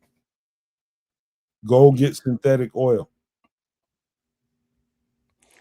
Yeah, because people that aren't into cars, or grease monkeys, or have never gotten no engine oil under their nails, don't understand that fluids are important to vehicles. Not only the gas that makes it go, but the oil that keeps the engine lubricated. The antifreeze that keeps the system cool and operational. The trans fluid that really shouldn't need to be changed often, but guess what? It's in there. And you want to make sure that all of your fluids are clean and operating tip top, because as long as the fluids are clean, then theoretically that means your engine and all the other parts that those fluids go in are clean and operational. Because if you don't change your oil and it gets dirty and thick, now your engine isn't optimal and you're burning more gas than necessary and you're losing money. So part of the preventive maintenance is saving money, and like I mentioned earlier in the show, that does not always mean the cheap shit. And it doesn't always mean the top shelf, but you want to get value and you want to get some longevity for your money. And that usually comes with better quality, maybe a little bit higher price, which better quality does, but you stay on top of it, and that way you don't have to pay those maintenance fees from broken down engine parts.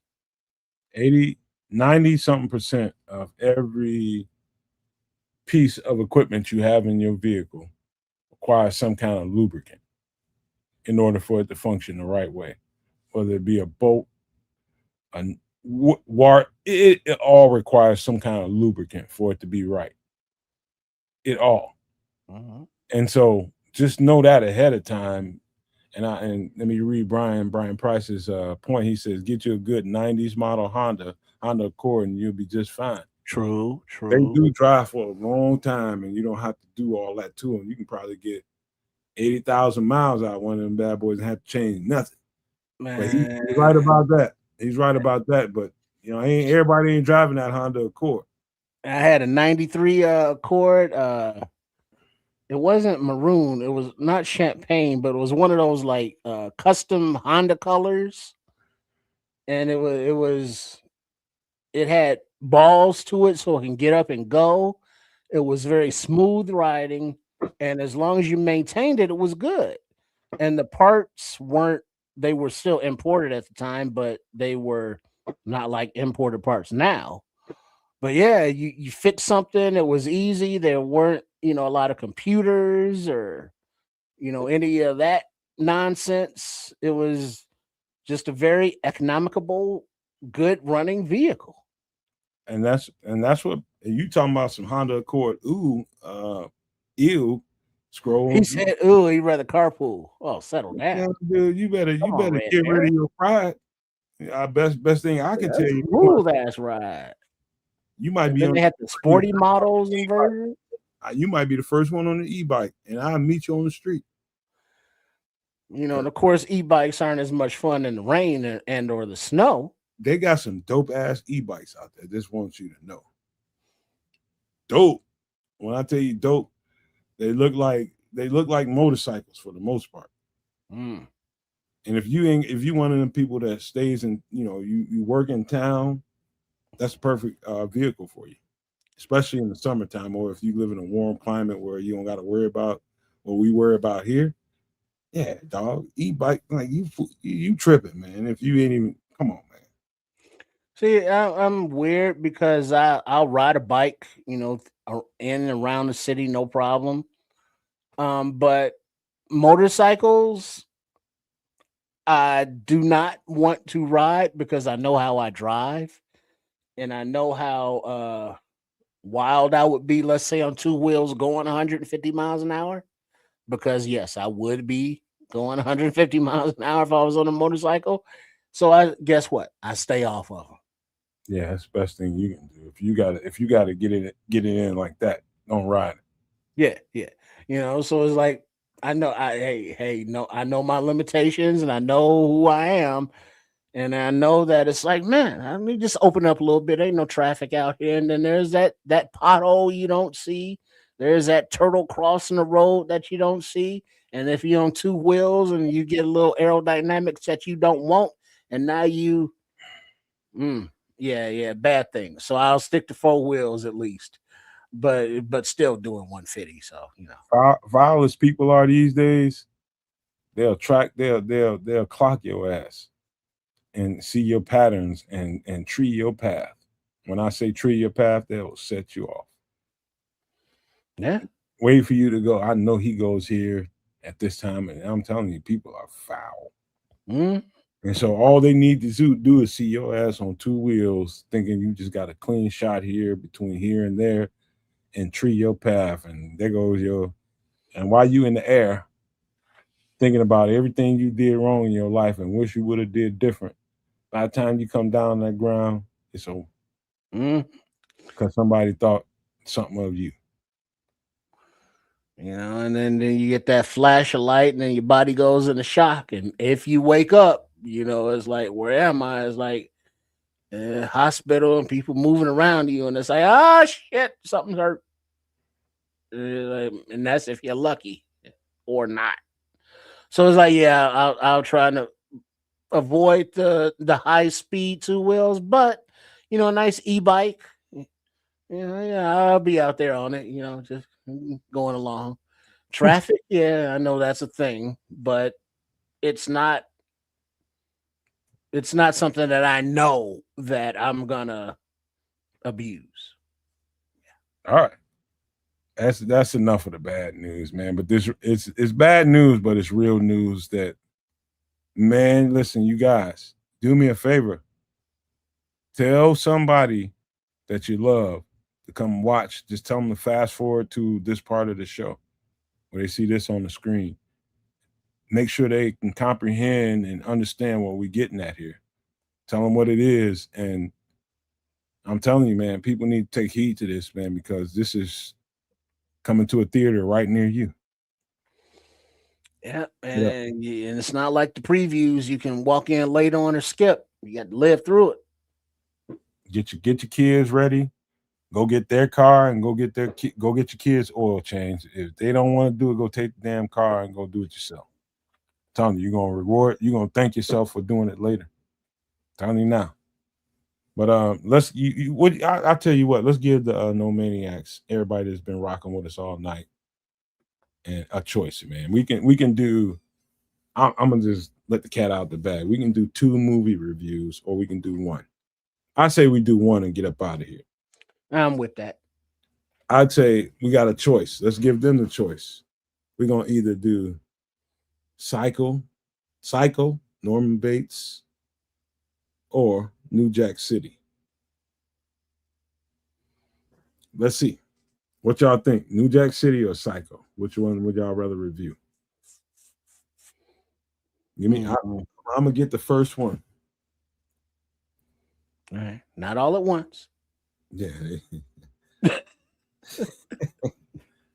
New Jack, there it is. Yeah, Red Baron saying New Jack. I kind of knew that was coming. Yeah. Was that Wesley Snipes in them? Let's do that. That's. I knew that would be one. Dudham. Jack. Keisha.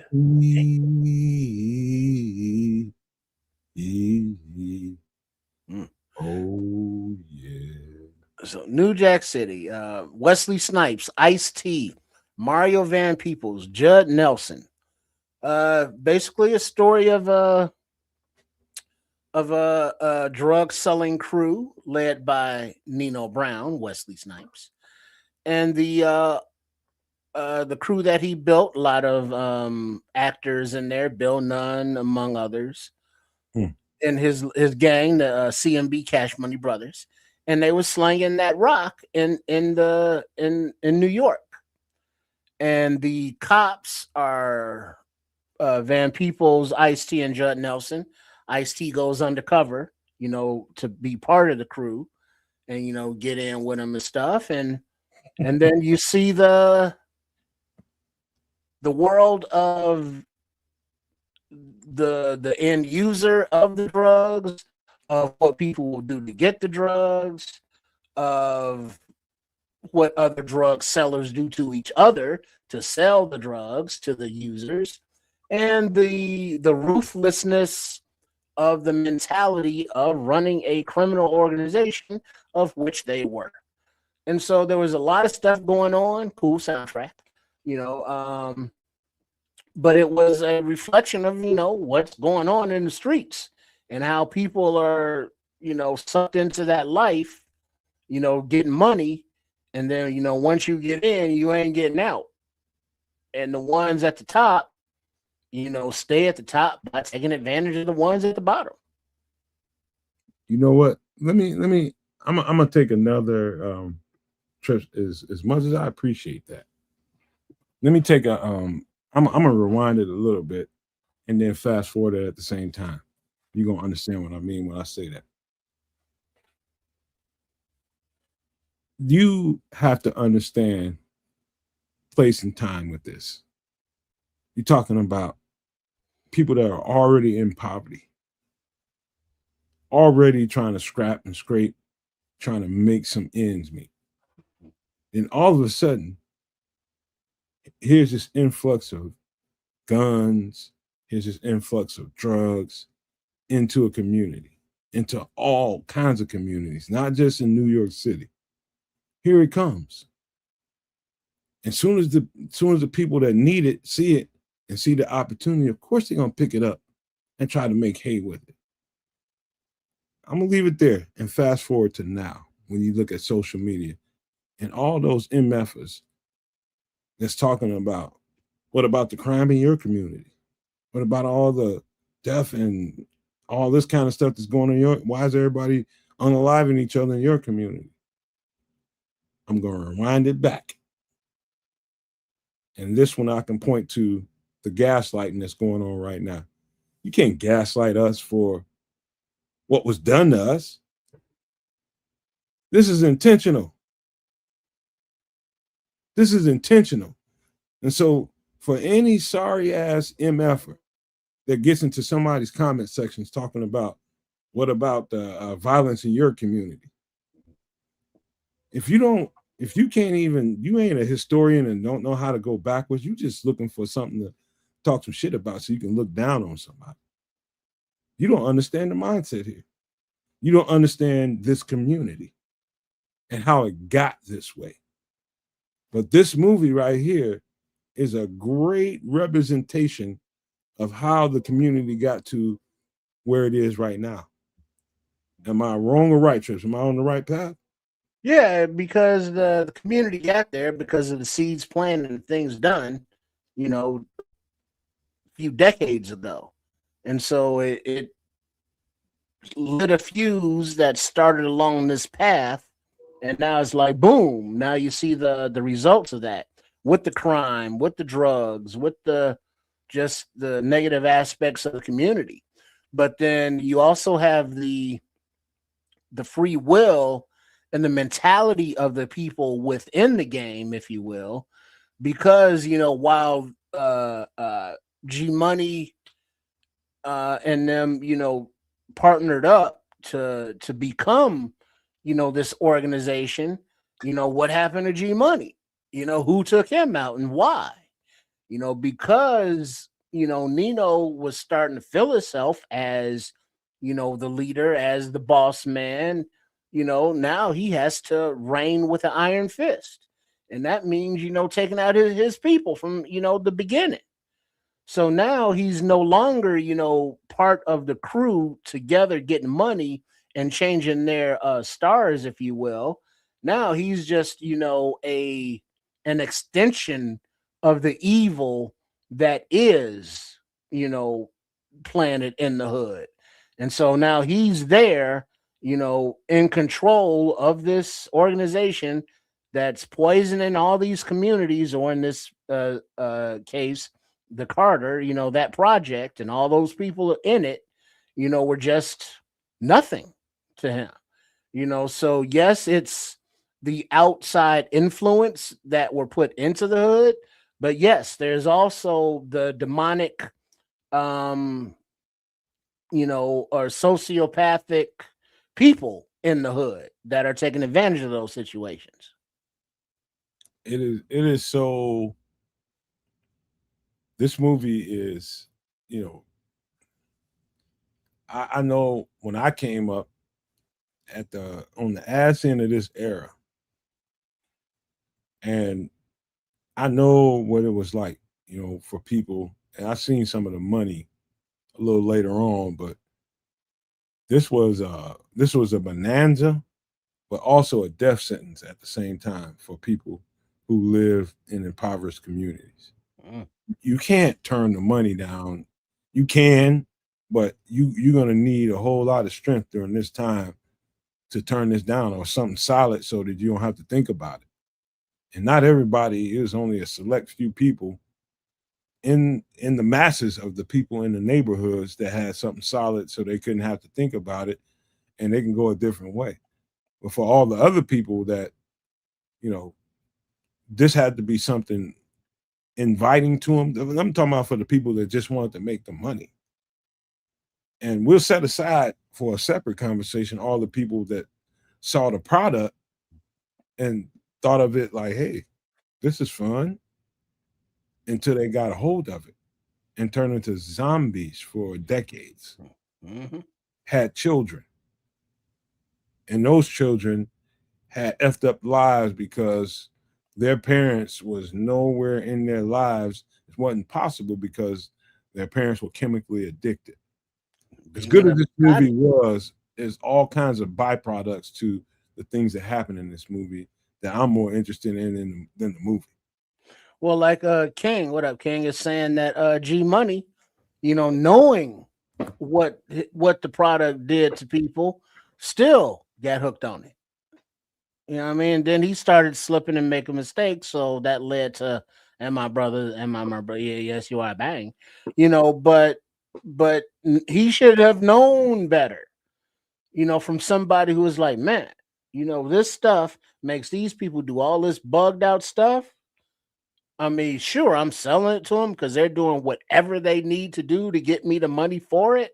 Yeah, I'm not putting my lips on that glass pipe. Bro. As good as this movie is, I I know several people that's never seen it. Mm. Several people. And if you ever want to understand how today things are, all you gotta do is look back in the past and see what people did during those times. And you line up the dummies in the future that want to replicate that. And it's impossible. You can't replicate that. You'll never see those times and that era again. That era was a bonanza for people who wanted to make a whole lot of money really, really fast without a whole lot of scrutiny. You can mitigate some of the scrutiny by way of having enough people and enough people on your side to kind of watch your back and being organized. There's no way to mitigate that scrutiny now. It's impossible. Mm-hmm. Too many cameras, too many devices that people carry around with them. It's like at one time, you know, maybe one time out of 10, you might run into somebody that will snitch on you.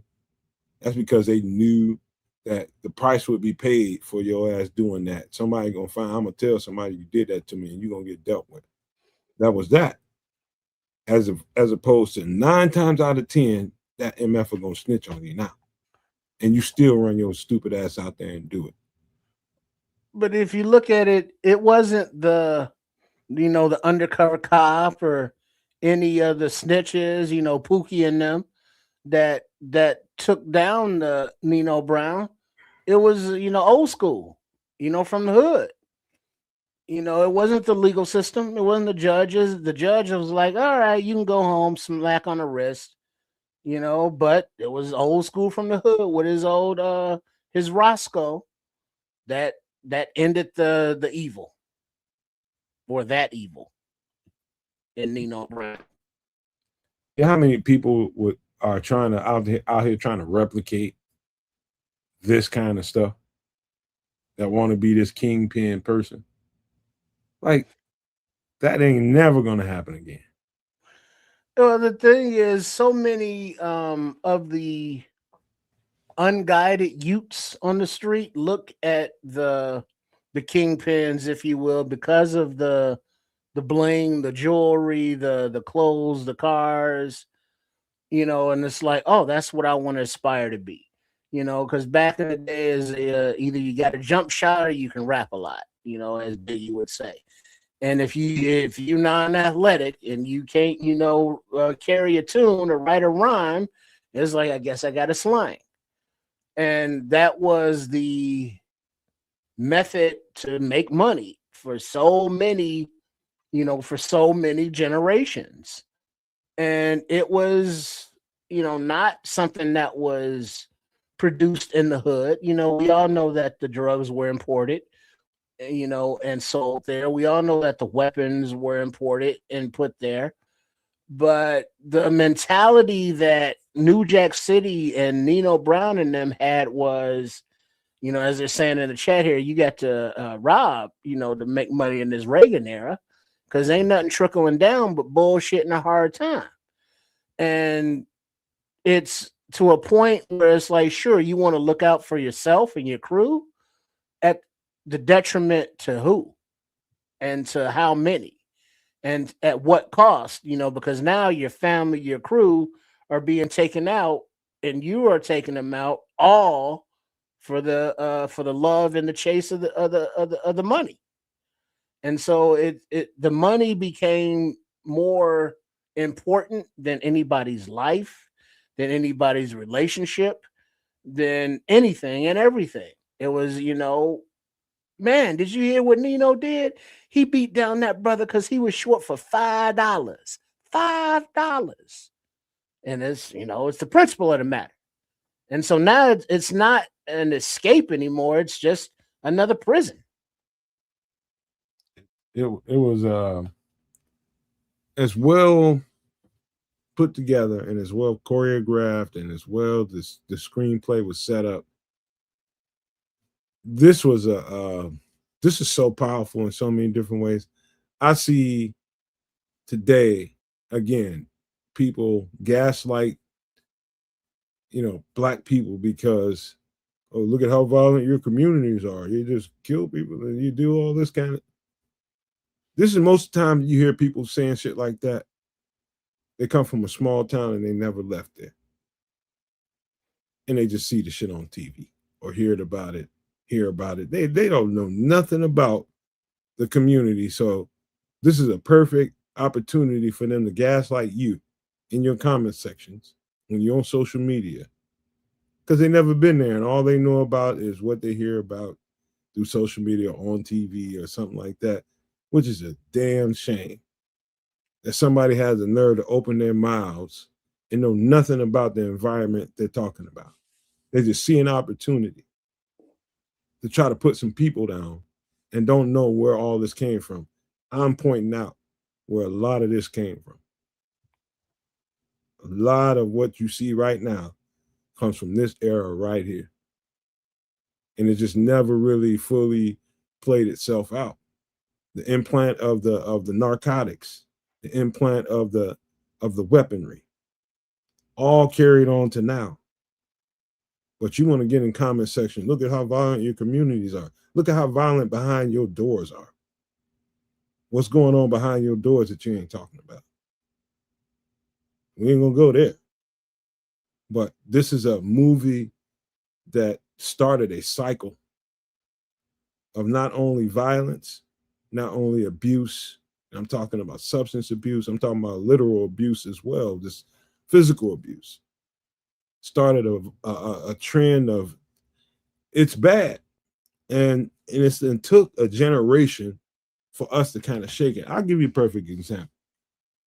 Growing up on the butt end of this, I remember what it looked like in my community when I left here and moved to Ohio. And this ain't no racial thing to be pointing fingers at race. This is just something I need to point out as a point. Most of the people, I'm talking about like 95% of the people who are addicts here as a byproduct of this generation here were black. I left here and was gone for over a decade. When I came back here, most of the addicts are now white. Mm-hmm. What that says in a nutshell is with time, that cycle has slowly played itself out. And there's some remnants of it still hanging around. But now, the same people who are pointing at the people that were living in my community, all the drugs and all the crazy, all that stuff is in their communities. And they suffering for it. Now, every time I look around, it's somebody that's addicted to opioids, somebody's addicted to meth, crack, all pills, everything. They're running around here. And so gradually, all of that stuff that was, supplanted into our community to hurt us ended up emancipating itself to other communities. Yeah, it always does. That's what everything made popular in the black community always ends up somebody else's community. Whether it be the music, the fashion, oh yes, the crime, the violence, and the drugs. It was a long time that the crack cocaine was the drug of choice for the urban, ghettos. Whereas the rural communities, it was the meth, because meth was controlled by the biker gangs and street gangs, and those organizations controlled the crack. But as the suburbanites would drive into the city into the, the ghetto areas and cop, and drive back to the suburbs. Then you had different factions cross sell, and now you got everything everywhere. And guess what? It's all laced with fentanyl that's gonna poison the whole lot of it. So it's a progression of this poison converted to that poison by cooking it and adding some baking soda, or this poison converted to this poison. It's all poison, and it's ironic that when it was just in the black neighborhoods or Hispanic neighborhoods, drug problems and crack and stuff, it was a criminal matter. But once it did, permeate in the suburbs and rural areas, it became a health issue. And then, you would see the insurance like, hey, are you addicted to some shit? Well, go to this recovery as long as you get this insurance. Whereas if you was in the hood addicted to this, you get locked up. So the discrepancies of how even the same issues are handled from rural to urban, I mean, is just another example of where this country is, racially. Hey, you know what, man? I'm glad you mentioned that because there's a movie, not a movie, but not a series either. It's a limited series. I think it was on the Netflix. Somebody, I bet you I ain't the only one that saw this, talking about how, how the communities were infected with opioids, intentionally. Talking about Oxycontin and stuff like that. There's a movie, a limited series on Netflix that involved the Sacklers. That's the name of the company that ran Oxycontin and put Oxycontin in the community. I mean, they destroyed so many people, and they got off with a fine and a handshake. Somebody help me out. It's a limited series on Netflix, I believe, on Amazon Prime, one of them. But the name was Sacklers. But it's probably about a 6-part miniseries. But so good on, identifying where these products come from and the people, the rich people and their families that they do this stuff to make money, and they will hurt each other to keep making that money. Well, yeah, they they hurt each other, and you say, well, not you say, but people will ask, how would controlled substances, pharmaceutical grade, oxycontins and such, get to the streets if they were controlled? Well, because you have doctors who will write prescriptions, because they get kickbacks for it. And it's like, well, you have bad knees and you're going to need surgery eventually and maybe some physical therapy. But here, take this, oxycodone, 80, 90 milligrams for the next, 2 years while we, work on this other stuff. And now you're addicted to that shit. So what people are doing is if they get it, from their doctor, they flip it on the streets illegally, to get the cash for it to buy whatever they need to survive. So the pathway from either illegal street drugs to the street or actual legal drugs to the street is a very, very short yellow brick road. Bro, let me tell you a short Nomad story. Very, very young, influential, just young as Nomad. I'm talking about just barely into my 20s. Barely. Nah, I might have been younger than that. I might have been 17, but I was over in Indianapolis. Bro, this is when Oxycontin, them oxys really, really start to hit hard. And so I'm at my homeboy's crib. I'm with some family, but they going out, and I'm 17 trying to maintain 17 lifestyle. They going out to the club. They telling me, no, you can't go. All right. I'm in an apartment complex. So I already spotted some honeys. So I'm just like, yeah, I'm cool. I already had the hit list out. Knew where I was going. There was a pool out there. I was just like, yeah, that shouldn't go down. And so they was all gone, and I was left at the crib. Man, dude, when I tell you two bad females was down there, and I'm on the balcony of the apartment, and they looking at me like, "What's up with you? Why you up there? Come on down." I was like, "Say less. I'm heading on out." And dude, look, there was one of them that was mixed, and there was one of them that was white. The mixed one was on me, bro, and I was on her. Bro, let me tell you something. I told her, I said, "Man, we've been hooping." I said, she's like, "Come on down to the apartment. We live down here in 209 or whatever the number it was. Come on down here. We got some herb and shit. We was about to get it on." Look, I said, "I just need to go take a shower. We hooped all day and I need to get in the shower." She's like, "Go get you a shower and come on down." By the time I got down there, both of them bras had got a half of Oxycontin. When I tell you, as fine as she was, by the time I got down there, she was digging a hole, literal hole in the middle of her left thigh. In the middle of her left quad, she was digging a hole in it. She was just scratching, digging, scratching, and bleeding all down her leg. And I'm just like, "What the fuck?" I was like, "Hey, what's up with you?" She's just like, "Don't worry about me. I'm good." Started going, went and got some toilet tissue and started dabbing it up. "Don't worry about that. What's up with you?" And next thing you know, while we having a conversation, she started digging again, bleeding again. Yeah, I gotta go. And here come the other girl out of the room. Some fool come walking out the room with her. She just, walk him out, and she plops down and she's talking all kind of mannish ass, crazy stuff.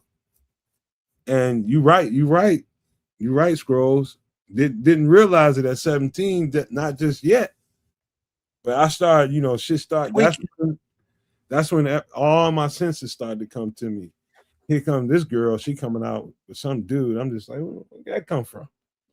I just was in the shower, what, 10, 15 minutes. You got a dude already, and you running him out your room. What y'all got going on? Anyways, shit started to add up. I'm just, all right, I see what I'm dealing with here. So now I'm working my way the hell on out of there, because as fine as both of them was, I'm just like, they some hypes or something, man. They got some shit going on. And I worked my way up out of that thing, and I watched them from my balcony. They was down there working cats. When I say working them, they was running them, getting money out them cats. And all on opioids. Yeah. I'm sure, they was probably, still attractive then, but give it a month. You see them now, they ain't got no teethuses. Bro, you gotta let them instincts work for you, bro. Right? It's like, oh yeah, they tweaking. I gotta go. I never really, outside of somebody that shot up, and that kind of, I've seen them, and it's so debilitating. You can see that. But the oxys gradually take a hold of you. Gradually. It only took a half of it. That's what they told me. Yeah, but as over the course of time, as anything, your body builds up tolerance. So what was a half is now a whole, and what was a whole is now two. And that whole time, your kidneys, your livers are like, please stop, because all that stuff is totally detrimental to your innards and your organs. Hey, beauty is one thing, reality is another. That's all I can tell you, man. You don't never trust a big button to smile. Best thing I can tell you. But let's go and wrap this thing up, man. Yeah, shout out to all everybody in the chat there. Make sure you're all subscribed to all three networks. The Nomad Network at Kedz and Nomad, even though he was playing hooky tonight, and Triple R SCS, otherwise known as Sports Chicago Style. Yeah, Wednesday night, July 1st. as we enjoy our heat wave, training camp and the season, gets that much closer every day. So we got that to look forward to. But until then, we got to look forward to Sunday night on Nomad at Night. And we will be back here at 8 p.m. Central on Sunday night. This is moving around season for me. Hopefully we'll be here, and if not, maybe we can set, if I ain't gonna be here, maybe we can set these guys up. But I am definitely moving around and trying to make some shit happen, because that's the space I'm in right now. I have to make some stuff happen. And guess what? I'm good at making some shit happen. And so that's where we at right now. I don't know where Kedz was at. He didn't say nothing to me. I don't know. I'll talk to him later. I don't know what. Maybe something going on really in his life. But he wasn't here. Maybe he was playing hooky, like Tripp said. But either way, I hope you guys enjoyed the show. Hope you enjoyed the content. Hope you guys have a good the rest of the week into the weekend, and we'll see you guys Sunday at 8 p.m. Central. But before we go, we got to leave you guys with these famous words: love, peace, and hair grease, y'all.